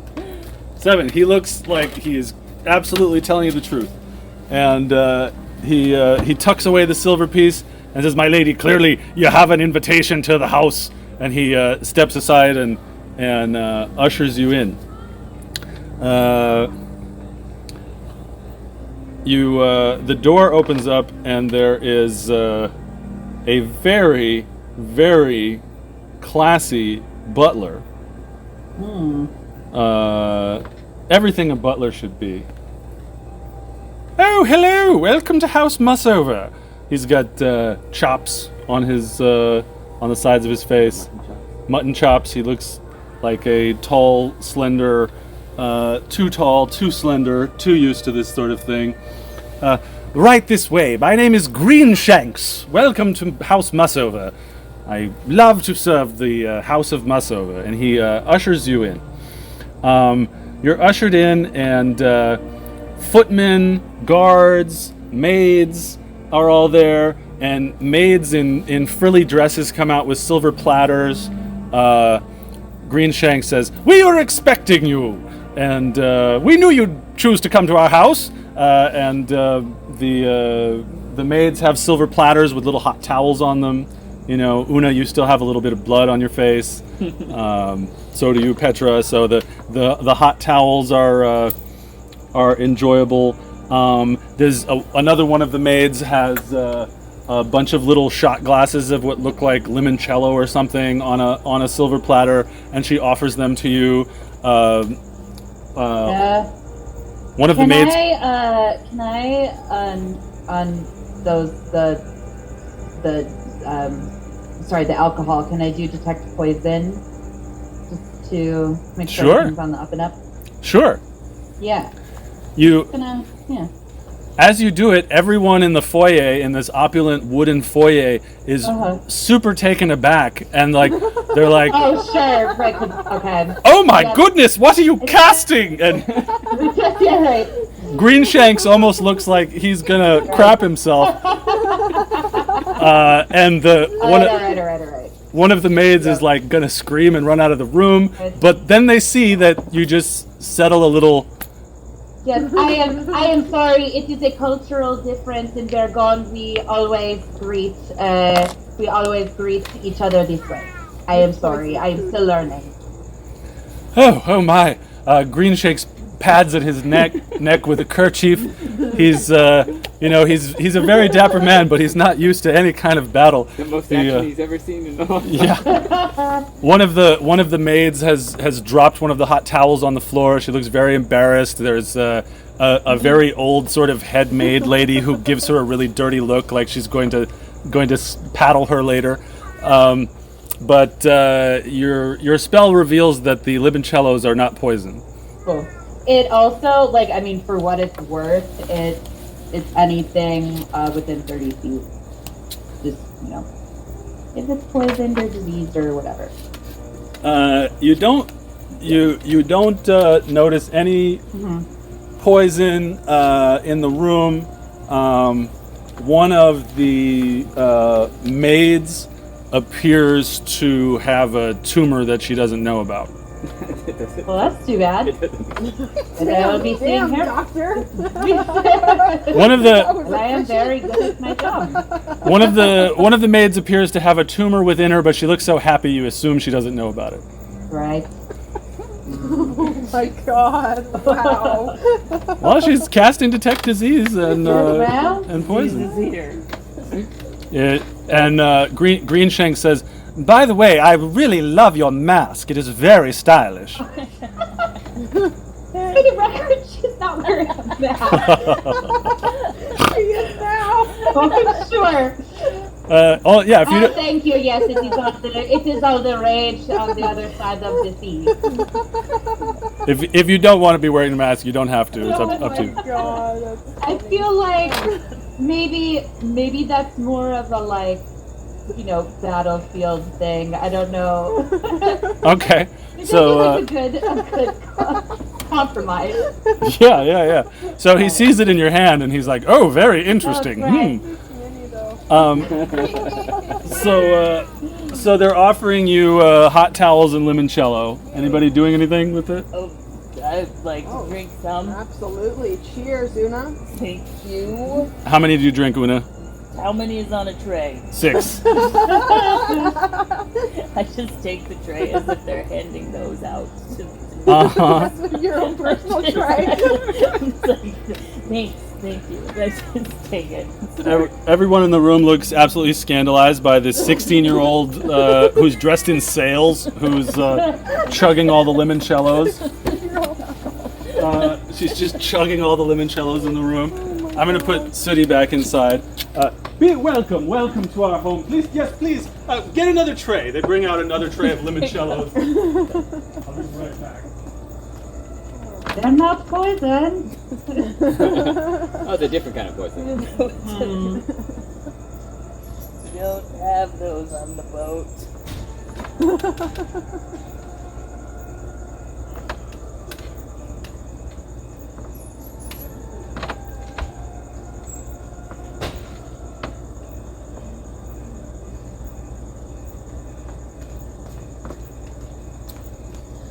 So, anybody grabbing a hot towel?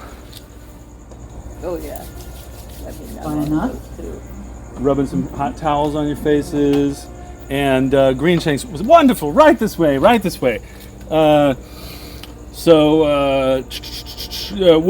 you like to be shown to your rooms to unpack before dinner? He asks you. Yes. Oh, wonderful. Right this way. And he leads you up the stairs to a room that has lots of wood in it, curly cues of inlaid wood, mantelpieces, wooden frames, all this beautiful wood in it, massive wooden 4-poster beds, huge room. The party is shown to 4 connected separate rooms, sort of in a cross shape. It's as if it's like they have this whole guest suite area with a little sitting room in the middle. Each one of the rooms has a fireplace, and you each get your own room. Tons of impressive wood. There's some hunting trophies in the sitting room. A big moose head with big moose antlers and some kind of predatory cat trophy. What is that bug? There's a jumping moth bug. All right. There's also a lot of elaborate porcelain decorating this sitting room. And you're standing around in the sitting room.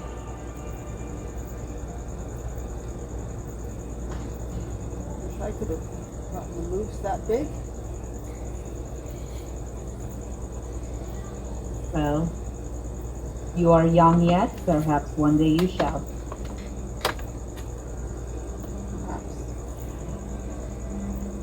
Petra, have you interacted with anyone from this house before? Is this normal for the nobles to call on each other like this all the time?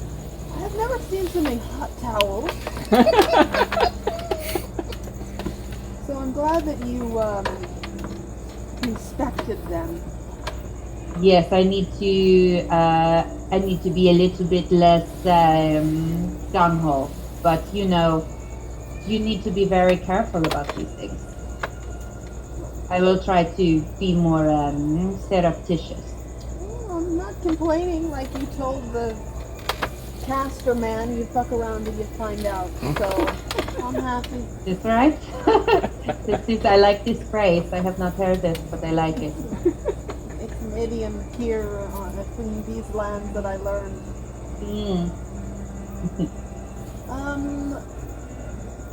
I believe that my aunt has gone hunting with this great house.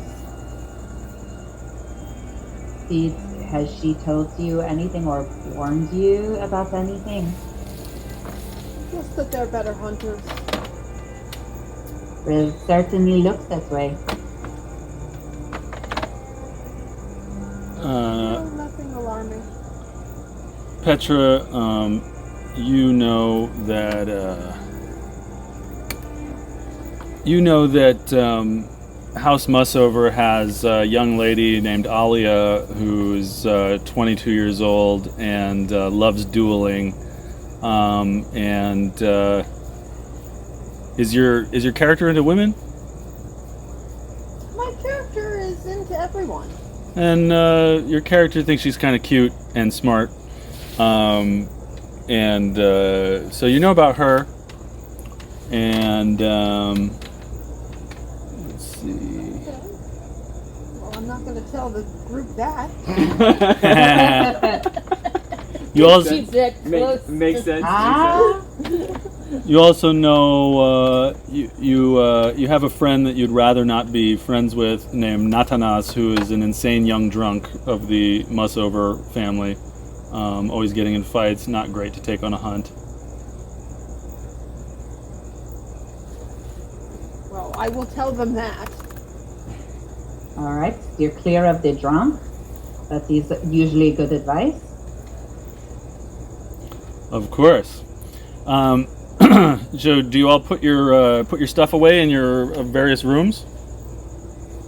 Yes. Although I will keep my component pouch somewhere I can get to it. I'm going to keep my pistol. It's a curious pistol. I've got like my dual scimitars and my axes. Very subtle. She's not putting anything down. Your javelin leaning against the door. Yeah. and a tray of drinks under one. Do you do anything to sort of get ready for the dinner? Not much. Let the blood dry on your face. Yeah, I mean, I Alright. got my hot towels too. I got two of them that I'm just wearing like epaulets on my shoulders now. So as you're sort of getting settled in, you hear a knock at the door. Oh, hello, hello. There's a knock outside the door. Oh, Hello. This is quite odd. Yes, may I open the door?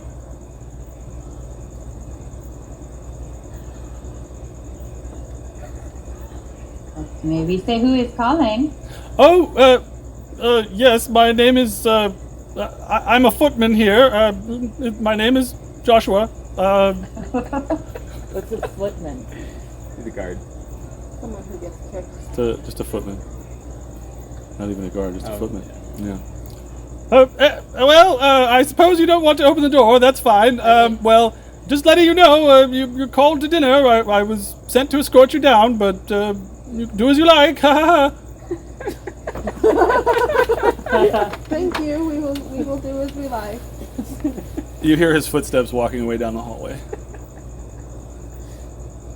Oh, it's best to break protocol in these situations. Makes you more interesting.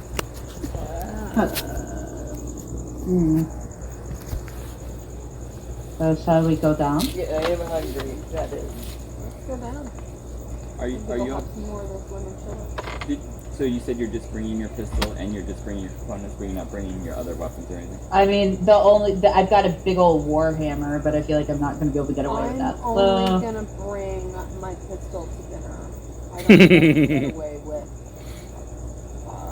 bringing my other.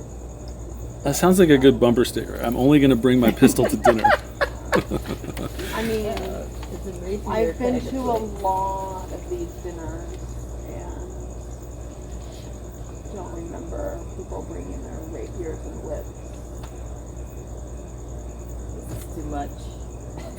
No, I think you should do you. Oh, I'm not big on the, rules. So, do you head down to dinner? Yeah. Okay, so as you open the door, you notice one of the maids from earlier standing in the hallway. She's got red hair, and she's like, oh, great to see you. I'm glad you're ready to head down. They told me here to wait to see when you come out. Is this the same person we just knocked on the door? No, different. No, that was a guy. That was Guys, Joshua the footman. That was Joshua the footman who gave up and went away, and now there's like a little Joshua, that's right. a little red-headed maid from the foyer who they've sent to sort of watch the door. Oh, great! I didn't want you to get lost in this very spacious house. Please, right this way. Come and join us. And she leads you down the hallway. If you have any special requests, please let me know. I'll tell Mr. Greenshanks right away. And they lead you down the hall. Everything's beautiful wood. Gosh, this wood must be worth so much money. They take you down the spiral staircase of wood, and you get to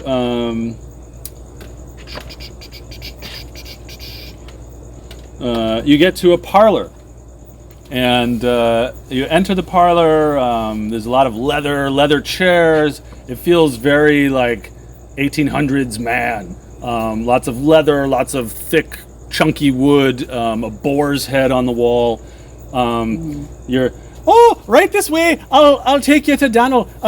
Lord Dannil. Hi, Lord Dannil. Sorry. Oh, right this way. And she leads you into the parlor, and there is an extremely elegant, refined, 45-ish man with a heavy brown mustache and long curly brown hair, standing by the fireplace, puffing on a cigar, and he looks disgusted by the little red-haired girl's behavior. He finds it almost embarrassing. He doesn't even want to look at her, and he says, I can't remember what I said the red-haired girl's name was. Do you? You didn't say much. Okay. He says, leave them there, Mabel. Thank you. And she, oh, okay. And she like drops a curtsy. The man looks even more embarrassed, and she disappears. I'm very sorry. It's difficult to find good help these days. I am Dannil Mussover. Thank you for joining me. Would you care for a cigar? He opens up a thick, heavy wooden box full of cigars that have golden rings around them and offers them to you three. Absolutely. Una grabs a cigar out of the box, accidentally knocking another one on the floor. He tries to ignore it, but seems a little... I am going to take Petra's cue to see if this is appropriate. I am going to decline the cigar. All right, then reluctantly, Daphne also declines. Well, no problem. These were imported from Unskilid and very rare, but more for me. Here you go. He hands you an extremely complicated-looking lighting mechanism for your cigar.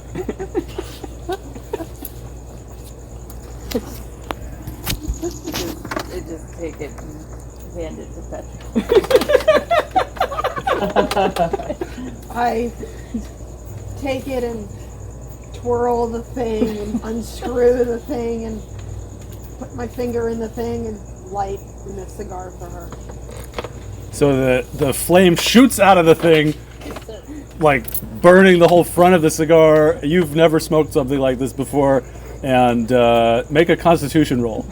Oh boy.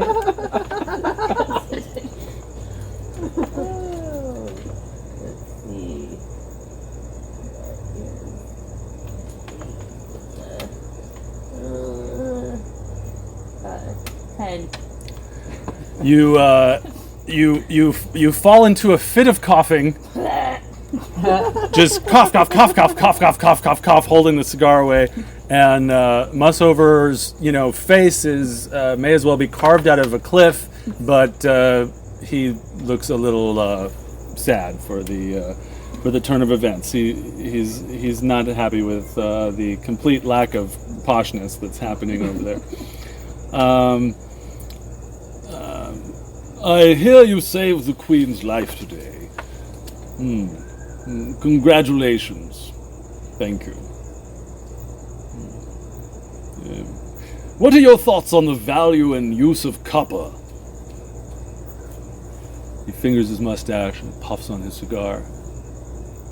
Well, we've been having this conversation for decades now, haven't we? Yes. It's been quite obvious that the use of copper is still as money. Yes, as money, as carriage wheels, as material for chariots. Do you think the value of copper will rise one day?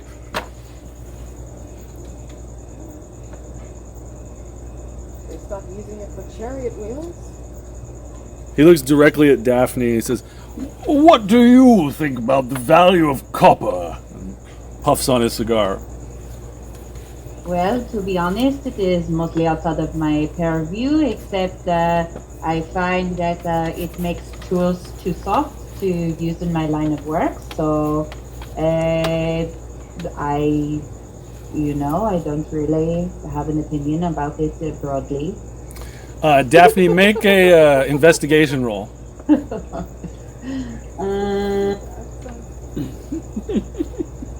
13.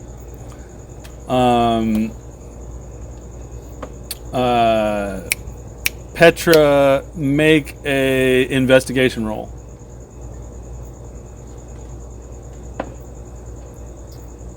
15 plus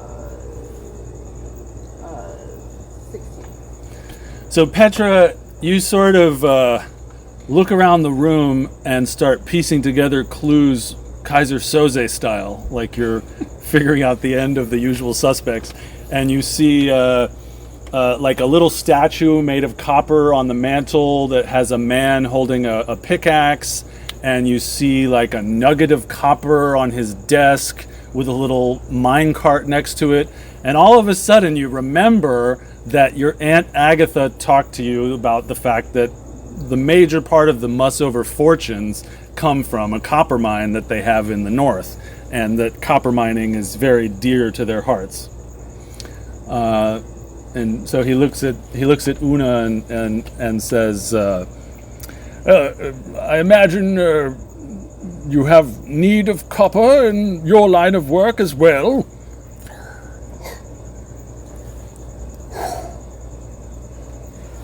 I mean, sure.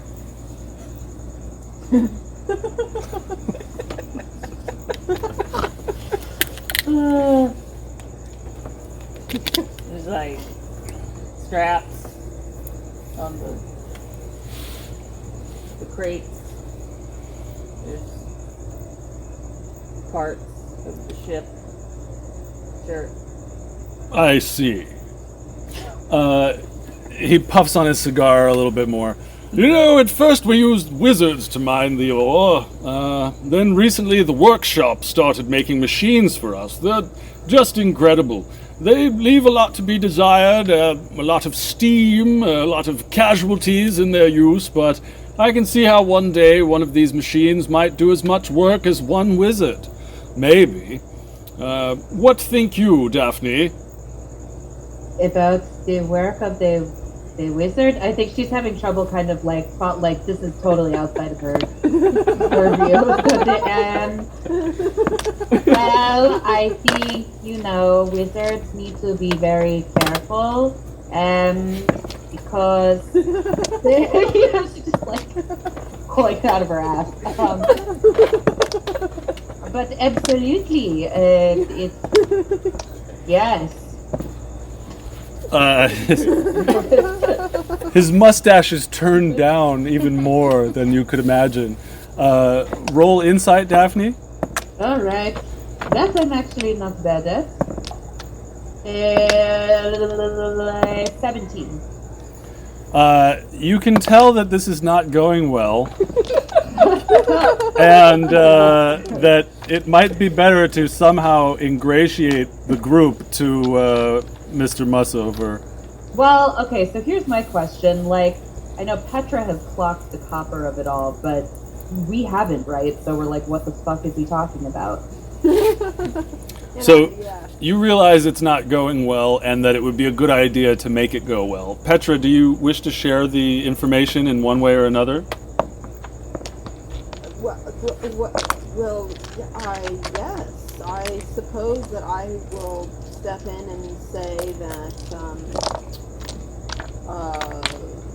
you've done a great service to our realm with your imports of copper.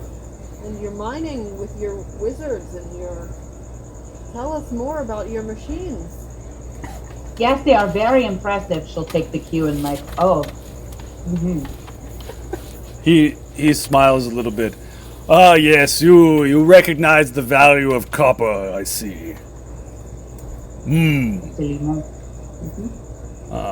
Recognize the value of money, for sure, yeah. At this point, Alia Mussover, you recognize her and know her name. Alia Mussover storms into what is clearly this man's study, like private man cave type study, and she looks around at you and at you all and says, "Well, I'm absolutely starving. Petra, are you going to come to dinner or what? I'm hungry. Who are these people? What are you wearing? Where did you get? Would you like a fine robe?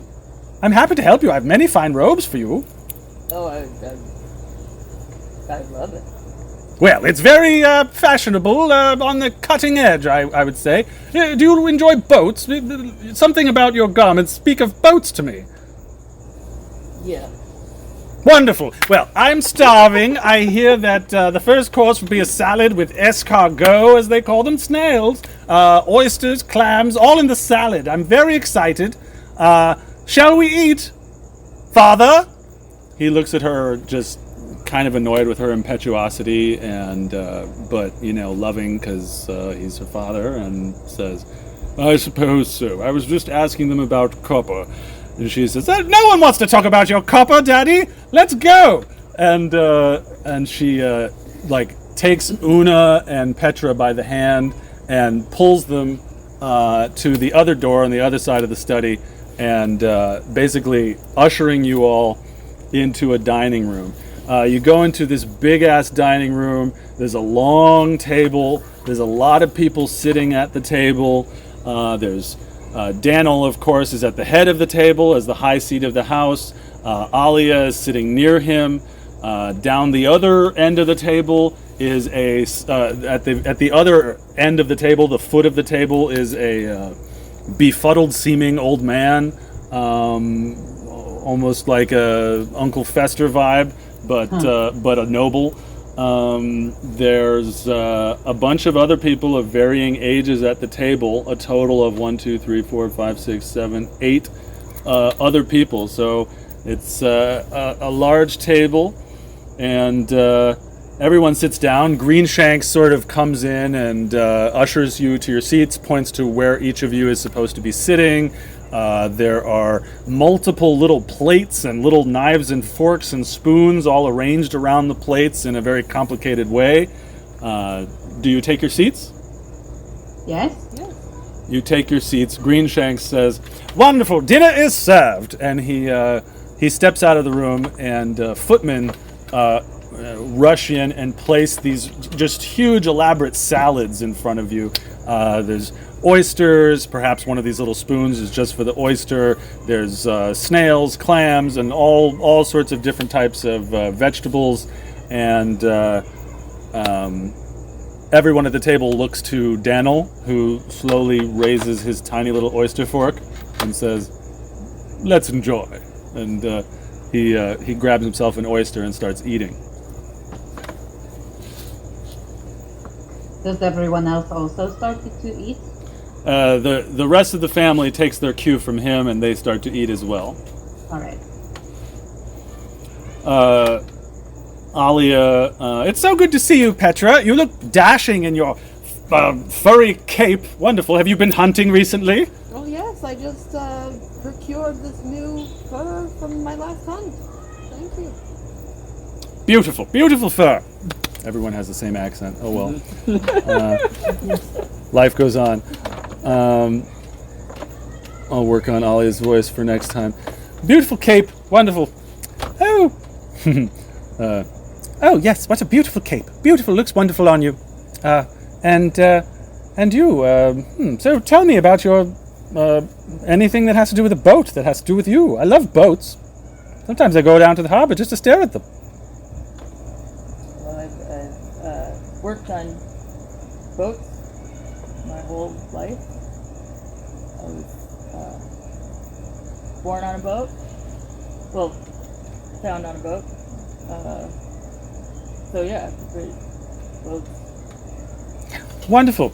Yes, I once oversaw the construction of an entire boat. I worked directly with the boat architect to build our family's boat, and it's huge. We take our crew out and we go fishing, and this is where our escargot came from. And down at the workshop, I've seen people building things that will make sea travel much better in the future. I can only imagine how we can chart the stars and what we could do. Yeah, I mostly just guard the boat and carry stuff on and off the boat. Now, are you all eating as well? Yes, slowly, politely, but yes. So Alia, in her impetuous, one day to be made unique voice, says, "Oh, my phone died." So you guys are all Yeah, what are you using? very good. Just using one. I'm just eating the whole thing with the oyster fork because I just saw him pick it up and I'm like, Escargot. everything is one fork. Oh my god, that would be such a funny scene for a movie. Just like someone uses the oyster fork for everything. There's no idea. Dannil looks over at what you're doing, Una, with great disdain. And he looks as if he's about to say something, and then he stops himself.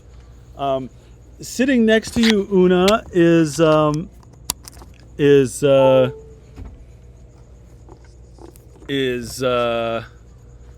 young man that looks a little quirky and a little odd, and he whispers to you, "You're using the wrong fork. Use that one." He points to the other fork. "That one's just for the oysters." So Alia, in her impetuous way, says, "Well, how rude of me! Let me introduce you to everyone at the table." So she says, "Now, of course, we know your names because we know everything. Ha ha ha. Petra Stuyvesant, and we have Daphne. Oh, Daphne, what's your last name again?" Bouffois. Oh, Bouffois. What a beautiful name. And here I thought it was pronounced Beaufoy. Ha ha ha. One day maybe I'll go to Bourgogne. You Burgonese are so charming and fashionable. Oh, enchanté. I love that mask you're not wearing. and this is Una. What's your last name? Spirit sail. Oh, what a spirited last name. Wonderful. Well, let me introduce you to my family. And she points, starting at the head of the table and going all the way around. This is my cousin Tannyweed. He's visiting from Pavuz. This is Yesenia Mussover. She points to like a little girl who's doesn't have any problems with the forks or anything. She's like 7, 8, 9 years old. Yesenia. This is my cousin Burl, and she points to a man who looks like he's like late 40s and he's quite depressed. He points to somebody else. This is Titus Mussover. He looks very square jawed and hale, even though he's in his early 50s. And then she points to this is Galicia Mussover, and he points to this really attractive woman that just screams trophy wife, who's sitting next to Titus. She points to, this is my cousin Liam, and that's who basically any stereotype that you have about the name Liam that applies to this Liam. He clearly looks like thinks he's the cat's meow. She points at the guy who was talking to you about your fork and says, "That's my brother Natanas Mussover," and then on the other side of you is, and this is my sister Kinsetia, and Kinsetia looks at her like she thinks she's dumb. Kinsetia has blonde curls, lots of curls, and just very frilly outfit. Alia is looks like she's ready to go out and duel and work in the workshop, and you can sense the sort of tension between them. How Kinsetia hates how forthright Alia is, and sort of making a face about how Alia is basically taking over the whole dinner. So Herod. yeah, and down at the end of the table, the one that looks like Uncle Fester, Alia says, "And this is my Uncle Fester." Just kidding. This is my Uncle Herod, and he sort of looks up from his salad and he's like, what? And goes back to eating. It seems like he's a little out of it and a little aged. So as Alia is doing all this talking, Dannil just sort of coughs at the head of the table and interrupts her, and everyone just sort of gets quiet because he's going to say something to you, and he turns to you and you think he's going to say something very important, and he says, "So, Petra, do you enjoy skeet shooting?" No. Why would you ask? This is a trick question. Well, we go outside here in our field, we let go of clay pigeons and we shoot them. And it's a wonderful way to train one's rifling skill with these newfangled contraptions that we enjoy so much. The best way to train one's rifling skill is with animals.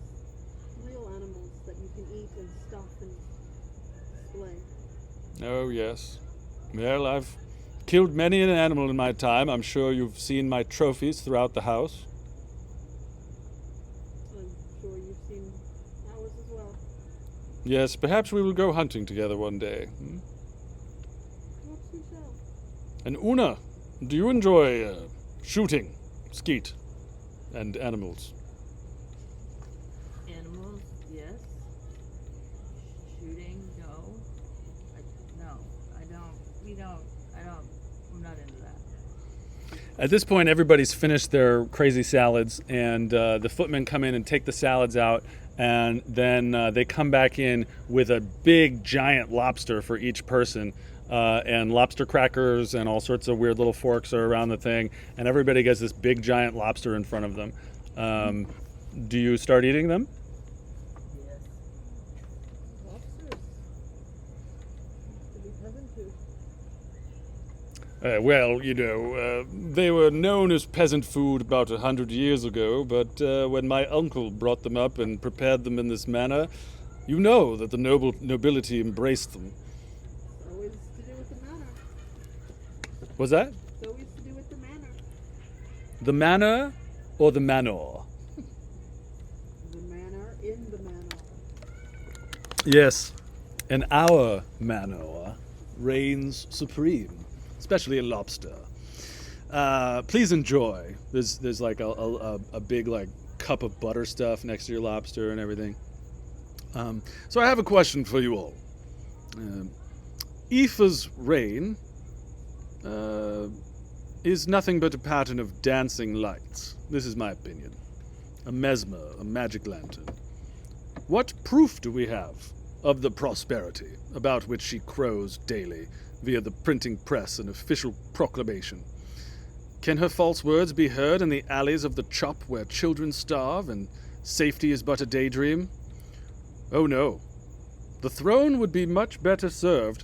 Herod looks up from his salad, or from his lobster, and kind of coughs on a piece of lobster that's sort of stuck in his throat, and it cuts off Dannil's speech. Roll insight, Daphne. All right, let's see. Oh, this is not so good. This is only an 8. He coughs and appears to be having some trouble, and Dannil sort of loses his train of thought. Someone see to the man. And down the end of the table, Liam starts patting Herod on the back. Oh, well, I forget myself. I frown on such words, but I cannot ultimately disagree with what I've said. Our family, we were cousins with King Nance and the ruling house before him, and we were also ancient relatives with them. And so, within our walls, and Alia interrupts him and yells out, I have as much claim to the throne as she, father. Dannil says, silence.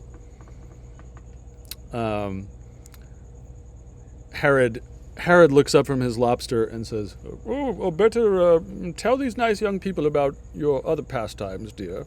And Alia starts talking about the workshop, starts talking about dueling, and the subject seems to be changed. The lobsters slowly disappear, and they're brought out and replaced by little towers of sort of pastel-colored tiramisu-looking stuff put in front of each person. Daphne, how do you react to this food landing in front of you? Well, I think I am still rather preoccupied with the man who was coughing and choking. Has he recovered from his startled reaction? Is he all right? Oh, he seems completely fine. All right. Yes, I mean, I will again. I think she's smart enough to just take the cues of the people around her. If they are starting to tuck in, then she will also. If they are not, then she will wait. Everybody's eating. Yep, then she will, take a nibble. I think she's still like, I know like she did detect poison or whatever. I think just in general she tries to be careful, so I don't think she's eating a ton, but is eating enough to be polite. So you can tell that the meal is coming to a close. You've heard the family address all sorts of different topics. Is there anything that you want to say to them before the dessert finishes?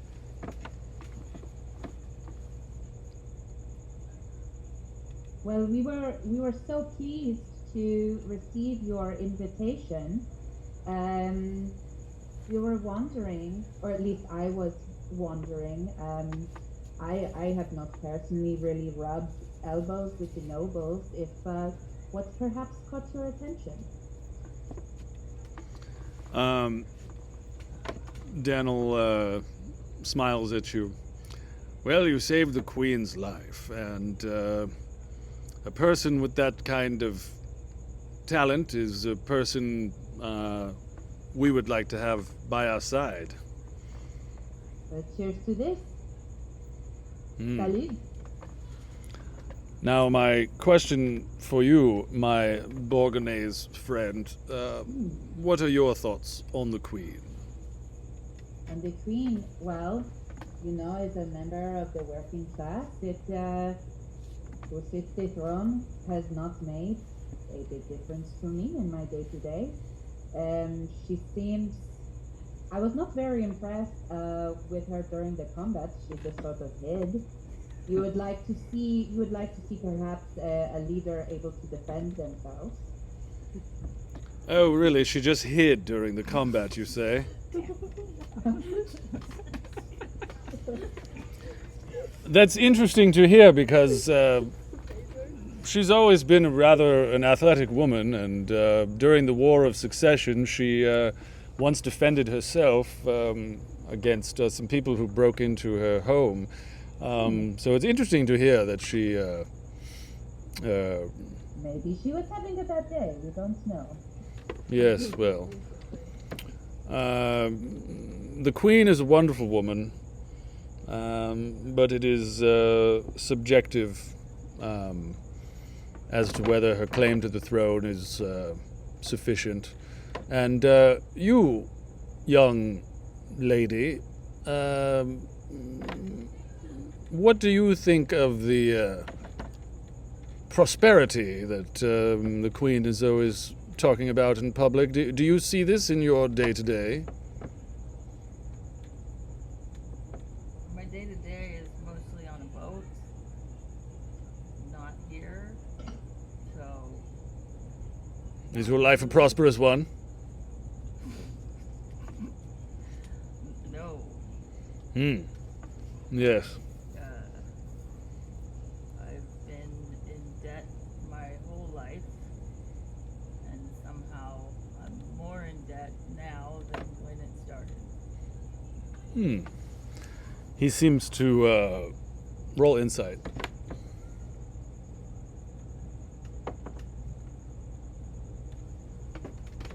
Oh, geez, not a lot.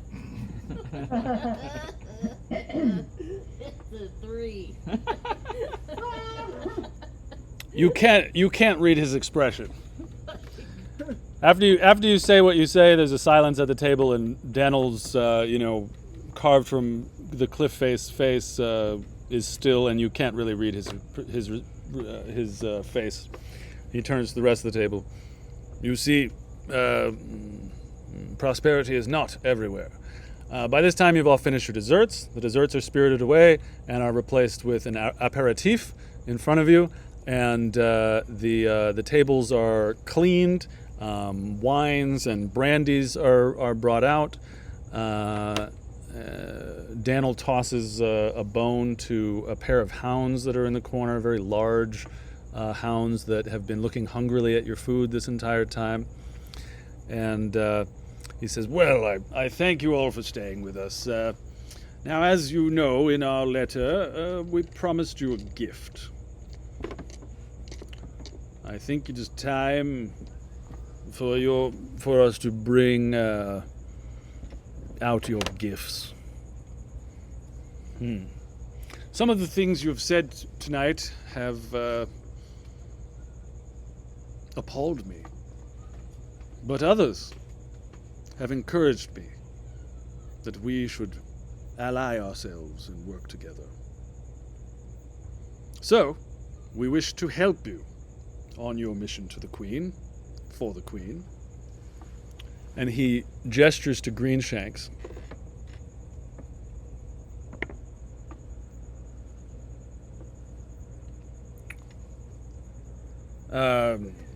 Greenshanks, bring out gift number 4.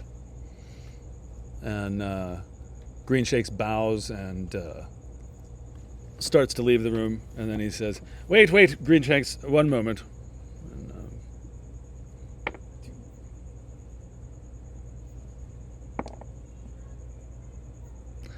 And then he says, bring gift number 2 as well.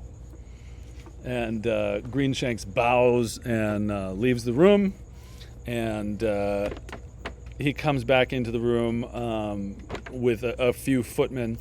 And one...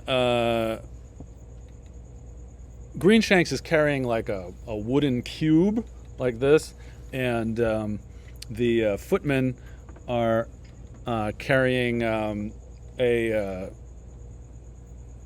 cuirass of splint armor on a dummy mannequin thing, and they bring it in and put them near the table. You have shown your bravery and your worth today in defending our queen, and so we would like to give you these gifts. And he starts with the pointing at the splint armor. As you can see, this is splint armor, and roll perception, Petra.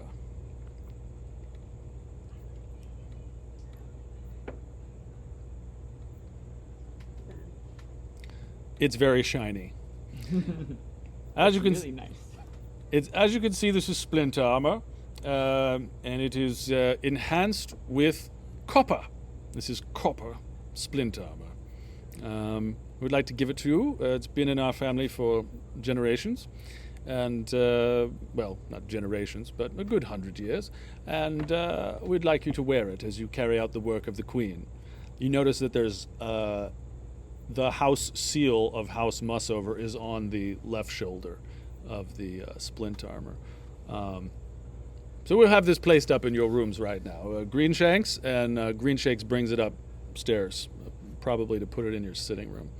And then he comes back, and Mussover says, show them gift number 2, please. And Greenshanks has like a velvet pillow with this wooden box on it, and he lifts up the box, and inside is a glass sphere with a bunch of what look like snowflakes in them, all settled on the bottom, and a figure of a man dancing in sort of a mischievous way with a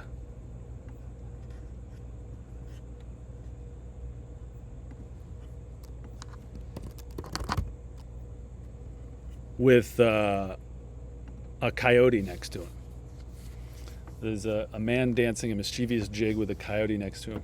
And Green Shakes goes over to Daphne and places the pillow on the table in front of her.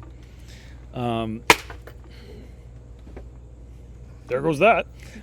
So Mussover looks at you and says, please take this magical globe of crystal. I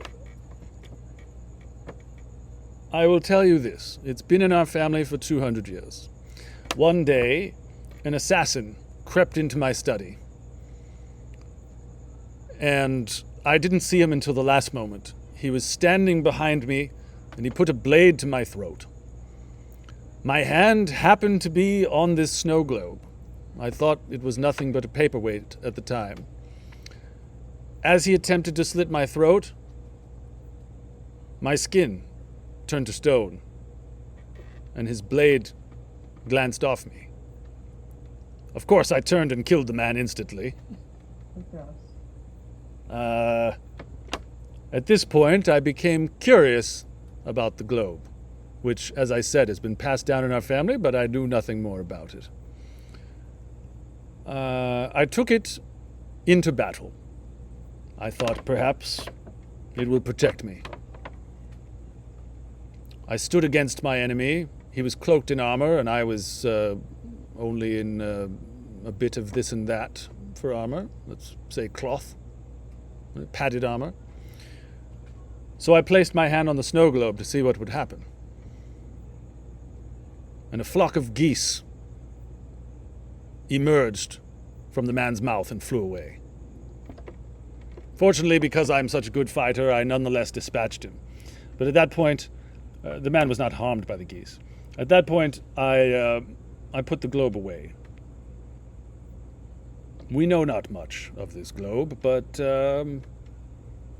it could perhaps help you. Merci beaucoup. I will be very careful with it. Yes. And please remember House Mussover when you are using it. When it saves your life, please remember What it does. House Mussover. With that, he cheers you. He cheers you. Everyone has a cheers. He says, to these great adventurers who leave tomorrow for the Queen, our beloved Queen, here's to these adventurers. And he lifts his glass. Do you also lift your glasses? Yes. Cheers! Everyone drinks. It's a somewhat spicy aperitif. It's interesting. And Dannil, having finished his dinner, he takes out another cigar. He starts puffing on it, and he says, "Well, I will retire to my quarters." And he gets up to leave. Some of the other people at the table I mentioned get up to leave. Some of them weren't even that interested in you all to begin with. Alia stays. Petra, it's so good to see you. Oh, you too, my darling. Yes, yes. You look very good. Very nice. Thank you. Well, maybe we'll go hunting together someday, eh? Well, maybe we will as soon as I'm back from this grand adventure for the Queen. Yes, yes, yes. I'll show you my boat. It'll be lovely. She winks at you and runs away. Takes off. Do you all go back up to your rooms? Maybe. Yeah. Mm-hmm. You go back up to your rooms? Mm-hmm. You just go to sleep or what? It's pretty late now. It was one of those late ass dinners. You're all feeling a little tipsy, super full. You're gathered in your sitting room. The splint mail is also there. The splint mail is also there. Who's that for? So we're leaving it with copper splint armor. So right, We're leaving it at copper splint armor. The splint armor looks really, really cool. It's fucking awesome. Like, a lot of people have normal ass splint armor. This splint armor has all these cool, like, copper shiny surfaces to it. It's pretty dope looking. Makes you look like a I'd love to wear it badass. if it would give me higher AC than I have already. Well, I can flip a two-sided die and it'll turn into studded leather, if you want. Maybe I'll find, maybe I'll, no, I mean, that's fine. All right, so you got this suit of armor on a dummy. Obviously, you could take it off the dummy and put it in your backpack, and then you've got this snow globe. So, so y'all are hanging out in the sitting room after dinner. You could go to bed. Here you are. And we each have our own room. Correct. Do you feel safe enough to sleep in separate rooms at the same time? Do you? Are you feeling unsafe in this house of taxidermy? I feel I have gotten as far as I have in life by being prudent and ready. Okay, well, I mean, I'll sleep in the center room. What do you think, Una? Well, I'm totally used to sleeping in a room with 17 other people in hammocks. So Sure. If you will indulge me, I feel, it is best that we stick together, especially since we do not yet know the machinations behind why we have been out or are in the middle of all this now. yes, you're welcome to stay in my room. I'm gonna want to jam all the Gonna doors write you a and the note. windows with things I find in the room, or just with my hand axes, depending on how many doors. I and feel windows this there is are. very smart. So you've all decided to sleep in the sitting room? Or in Una's room. Or in Una's room, yes. They all decide to sleep in Una's room. Hmm. Maybe hold on to that snow globe while you're sleeping. Yes, I would love to find someone that perhaps can tell us what exactly it is, but in the meantime, I will keep it close. All right, so you all go into Una's room. Do you do anything else before you go to sleep? Well, I was kind of thinking, just to test his fantastical stories, if you want, I would hold the snow globe while somebody hits me with something. Alright, I'm gonna hit you with my whip. Just to see if anything happens. All right, don't You- drop it. Steve. You Don't- also recall that Dannil said to you, I would be very careful with this thing. Yeah. I'll hold it on my lap and like You put pillows under and it. like fold my body over it. And So- then you can just whip me on the back. So you're attempting to activate it? Yeah, I want to see if anything happens. Like if it Jesus. actually.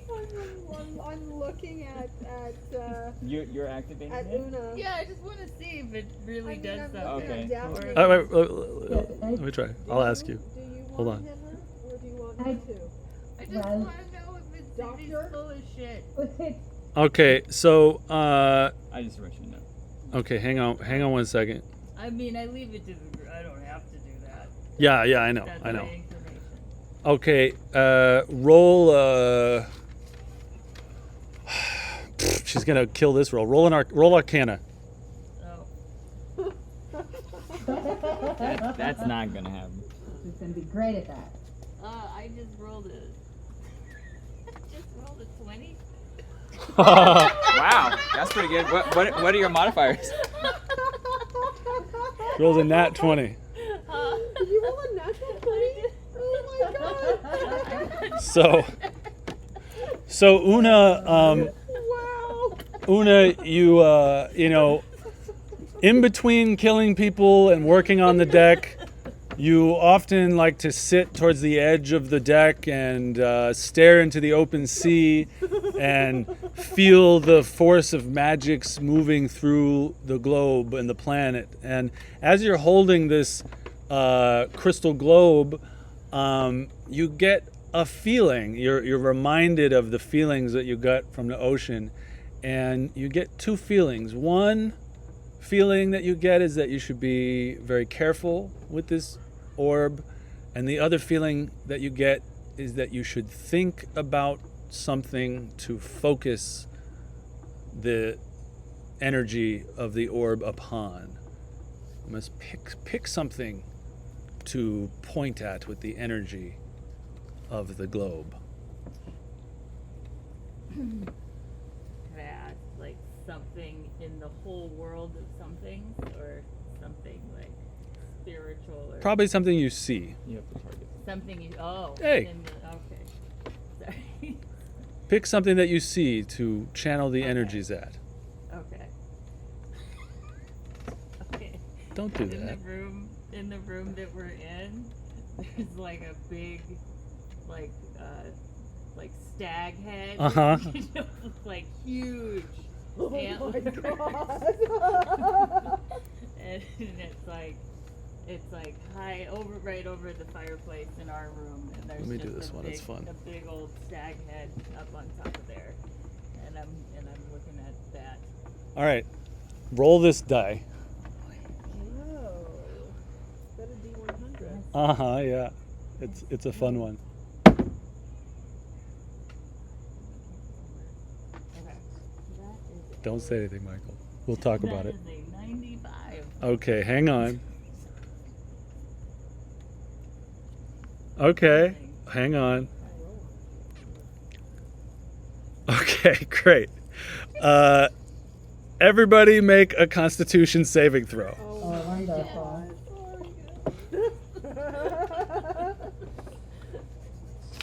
Oops. 14. 13? 17. Okay.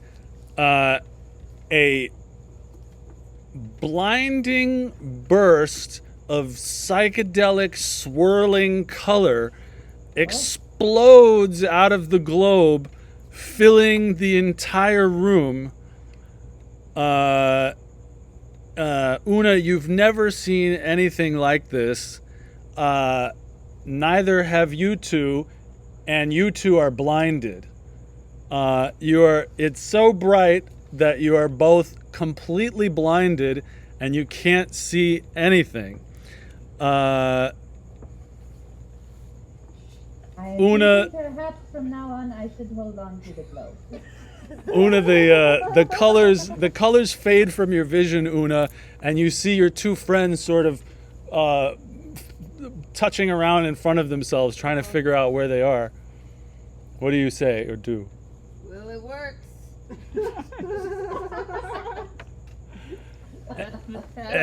That dude was not messing around.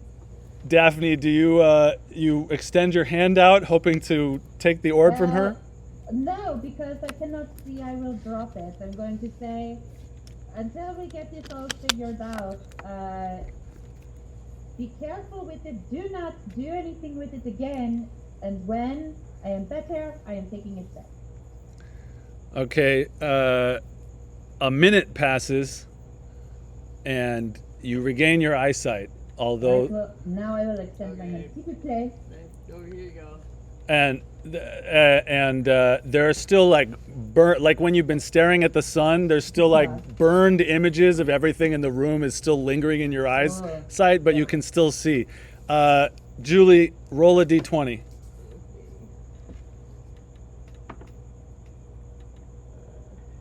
Just whatever it is, 15. Phew.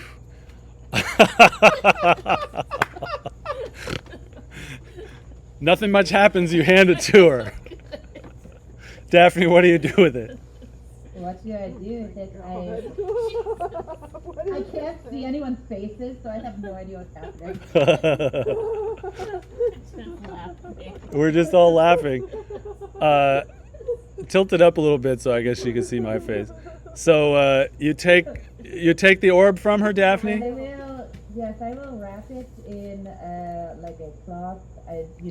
Maybe I have a handkerchief, and I will tuck it away.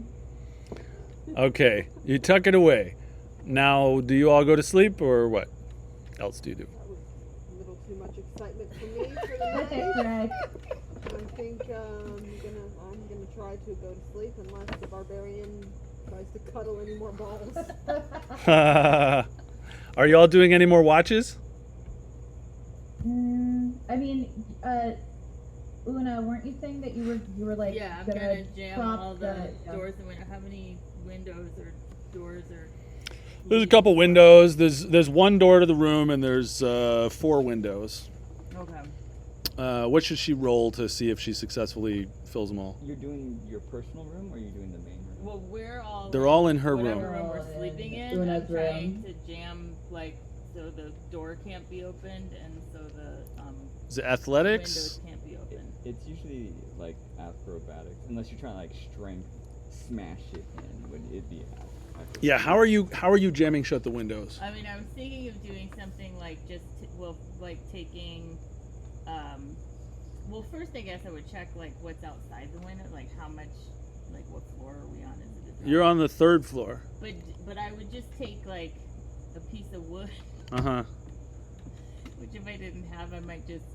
No, you have that. Some out of their little house that has wood all over the place. Yeah. But just get like a little wedge, so you can just like stick a wedge. So that's more You like can't open- dexterity. What do you think? Sleight of hand or? Isn't that strange? If she's trying to shove it in really hard, it'd be strength. But if she's like trying to place it really well, then it'd be Yeah. strength. What are you doing, Una?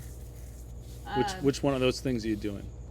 Are you slamming and crushing things into place, or are you trying to deftly like put something in exactly the right position? Maybe just strength, just jamming wood into the cracks. Okay, do an athletics check. Okay. That's Do 2 of them. 2. One for the windows and one for the door. Okay, so windows. Jamming in the windows. Windows is gonna be 23. Okay, those windows are probably never opening again. I hope we don't have to. Now do a roll for the doors. Permanent damage. And the door. The door is 16. You jam some shit in the door, and it looks like it's not gonna open. Now, is anybody doing any kind of watch, or do you feel safe with everything all jammed shut and just going to sleep? I feel safe with all this shit, jammed everywhere. And then there's safety in numbers. I'm going to go to sleep. I don't want to light a fire. In the fireplace? Yeah. Nobody's coming down any hole. Okay. Roll what? What should she roll? Well, for a fire, you'd have to constantly have somebody putting wood into it too. So Yeah, it would go out. last for a little while. Yeah, you could keep it going all night. You could light a fire and then wake up after a while and fuck with it some more. As long as I get my good long rest to rehab my rage. Yeah, you'll have it. You'll have it. Do you want to make a fire and then wake up later to Yeah. start it again? Yeah, I'm used to night watches, so Okay, make a nature roll. nature. My nature's kind of sucky. Yep. Don't let me burn our house down. Well, Now that it'll be you okay 'cause locked it's a yourself in the room. 19. Great. Hey! You start. No, I'm sorry, 17. Okay, that's good. You start a pretty damn good fire. It's crackling. It's full of jazz. And great. Does everybody go to sleep? Yes. Okay, and so you like plan to wake up in 3 hours. You lived your life on a ship, so you have a great internal clock. And your internal clock just wakes you up in 3 hours. The fire is starting to die down at that point. Roll a d12. Okay, hold on.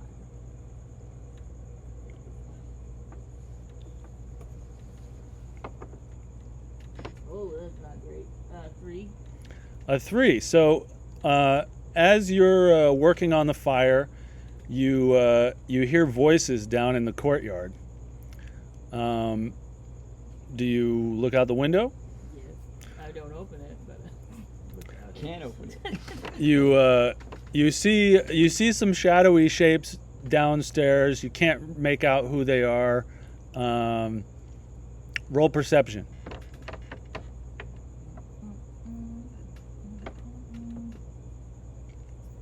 Oh.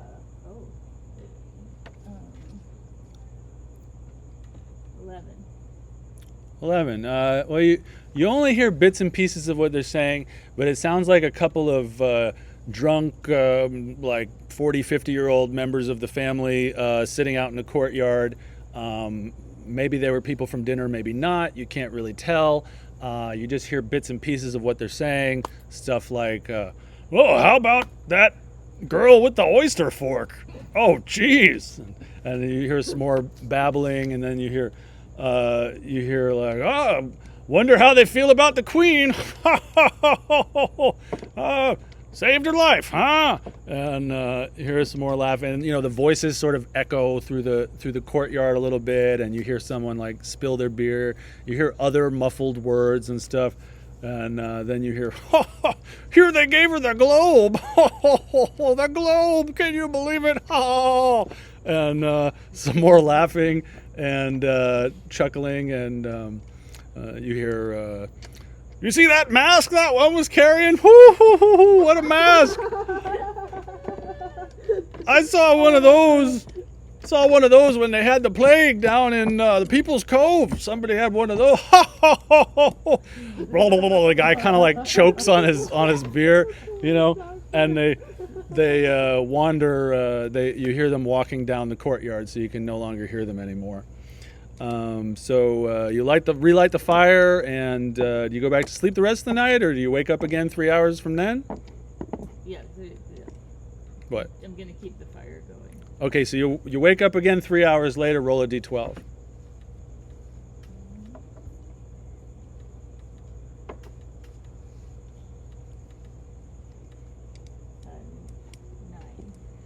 9. Nothing of interest happens except for you light the fire again.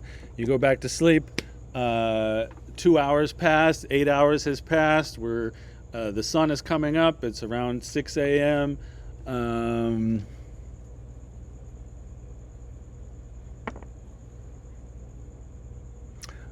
Daphne, you wake up first, and you see the other two sleeping there.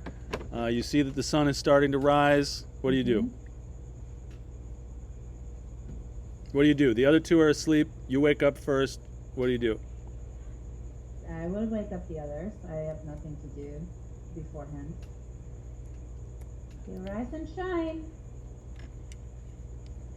We made it through the night. Please describe your waking. Try to open the door. I don't know if it will open again. I like rub my eyes and I can still see like little slivers of color.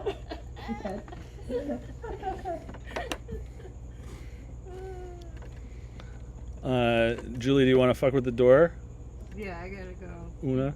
unwedge the chip from the door. I use my hand axe to cram the thing out of the door. Do a strength check. Maybe it should be dexterity this time. Sounds like she's just trying to crack it. Yeah. Taking a chunk of the door with a strength check. That was 13. Yeah, you pull out the thing, and you also put a big crack right up the middle of the door. Well, that would have been there before. So it doesn't matter. It's time. Fill it with toothpaste. You can see on the other side of the crack is that little red-haired girl Mabel standing in the hallway, and she sort of sees the crack, and then she just kind of like runs away. And that's where we'll leave our adventure. Great. That was fun. That's funny. So let's just take a moment to go around and please tell me something that you liked about the session, and tell me something that you'd like to be different about the session, if there was anything that you would rather be different, and finally tell me something that you would be excited to see happen in this world. Let's start with Julie. Oh well, that was delightful, and I really like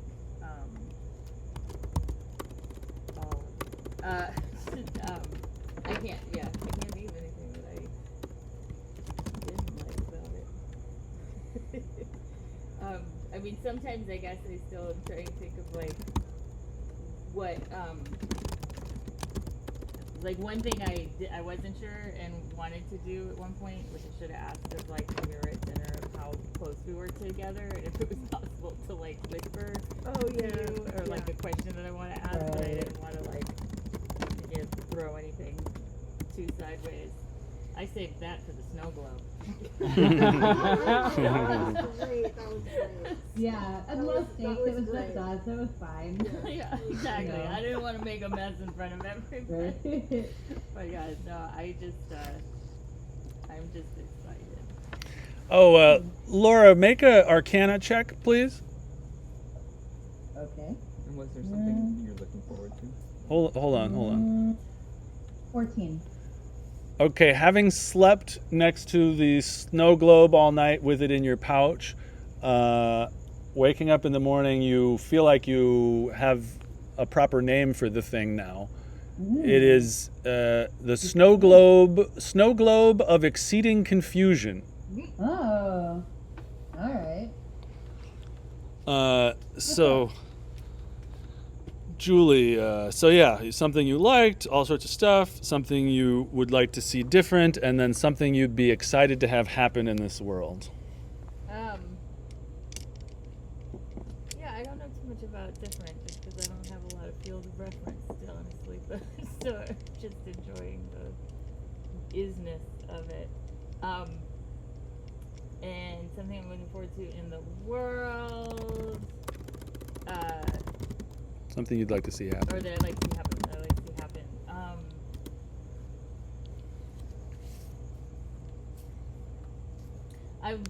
This is just like, I'm really excited of like when you get to explore like spaces and find things or clues and stuff like that. Like when we were back in the castle and she was like, the sun was taken, I was thinking like, we need to look at his room. We need to see like what like are there clues? It's like that so stuff like that. Great. Laura. I really enjoyed how willing everybody was just to jump in feet first, especially Julie. I know this is your first time playing, and Jake, this is your first time DMing, so I feel like everybody just went all in and bought in, and that was really nice at a table. Yeah. It's a little hard for me to say what I'd like to do differently, just because, with the removal on this side, it's not the exact same experience, but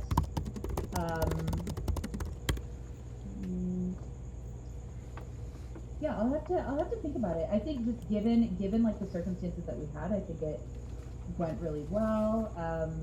So that was all great. And I'm interested to see where this politicking and intrigue goes. I am eager to sink our teeth into that a little bit more and figure out where we fit.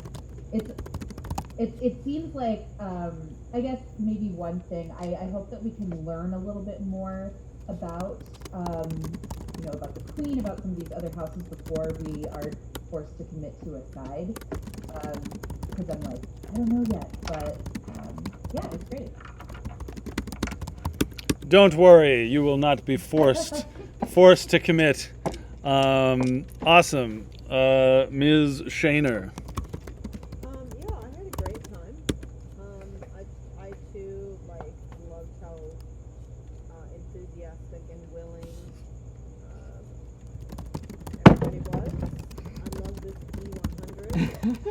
Oh yes, please pass that over here before it Um, falls apart. I thought it was interesting. I'm intrigued by the story. I too, and I assume we'll get to it. Like Julie, I think would like to see like a little more exploration.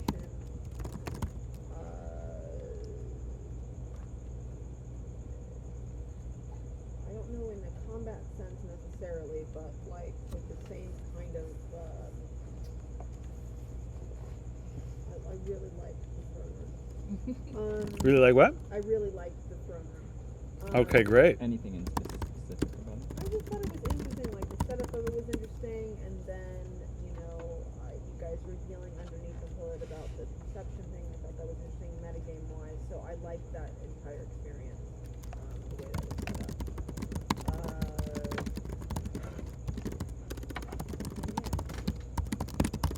It was great fun. No criticisms or anything like that. I had a really great time. And I'm intrigued by what we're doing. I wanted to be like, so do we go to the son's room? Like, can we search his room? I had this exact same instinct as you. It's funny we didn't actually talk about that. So now that we know, we will. And yeah. Fantastic. It'll be interesting to see the dynamic when the other two people Yeah. too, like how it's going to change our decisions we make, etc. Great.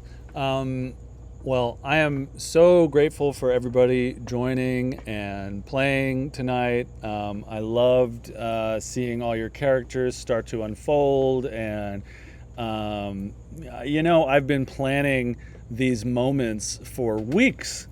I've been, like, oh, I can't wait to pull out, to have them in the throne room and those people coming in from the sides. So I was just so excited, and I'm so glad that it worked. It went well, and the trick of, finding them and everything, really added some depth and flavor to it. So I'm just super happy. I would love, anything you all say that is not already written in the lore becomes canon. So if Una's like, I'm actually missing my pinky toe, or Petra's like, I'm in love with my brother, or whatever, like that shit just becomes canon. So I would love I encourage you all to open up even further and live your character, and just invest in your own confidence in interacting in this world, because anything you say that's not, if you say something that is already written, I'll say, oh no, you actually remember such and such. But if it's not already written, it's truth the moment you say it, and it gets written down and put into the lore of the world. So feel free to improvise and let it go, let it happen. Michael? I thought it was great. I just like how you all are, go full into your characters and just do what you think is right as a character. That's exactly what you should be doing, and I think it's very fun. And Jake with all those voices. I mean, in 6 of the same voices. Hello, hello, hello. Yes. I love what an oddball trio these ladies are. It's great. I was a little worried because in the beginning you all were so quiet. Yeah. And then as it started to go and go and go, I was like, oh yeah. This is great. Yeah, you all are very dissimilar. So I want you all to think, I want you all to be thinking, what would keep me together with this other person? And I also want you to think about what are your likes and dislikes about the other characters. So we know that Una doesn't like guns, and that Petra loves shooting. So yeah, that's already been interesting. That's speaking of, should she get stats for the guns since she's had it? Yes, you've slept with the pistol.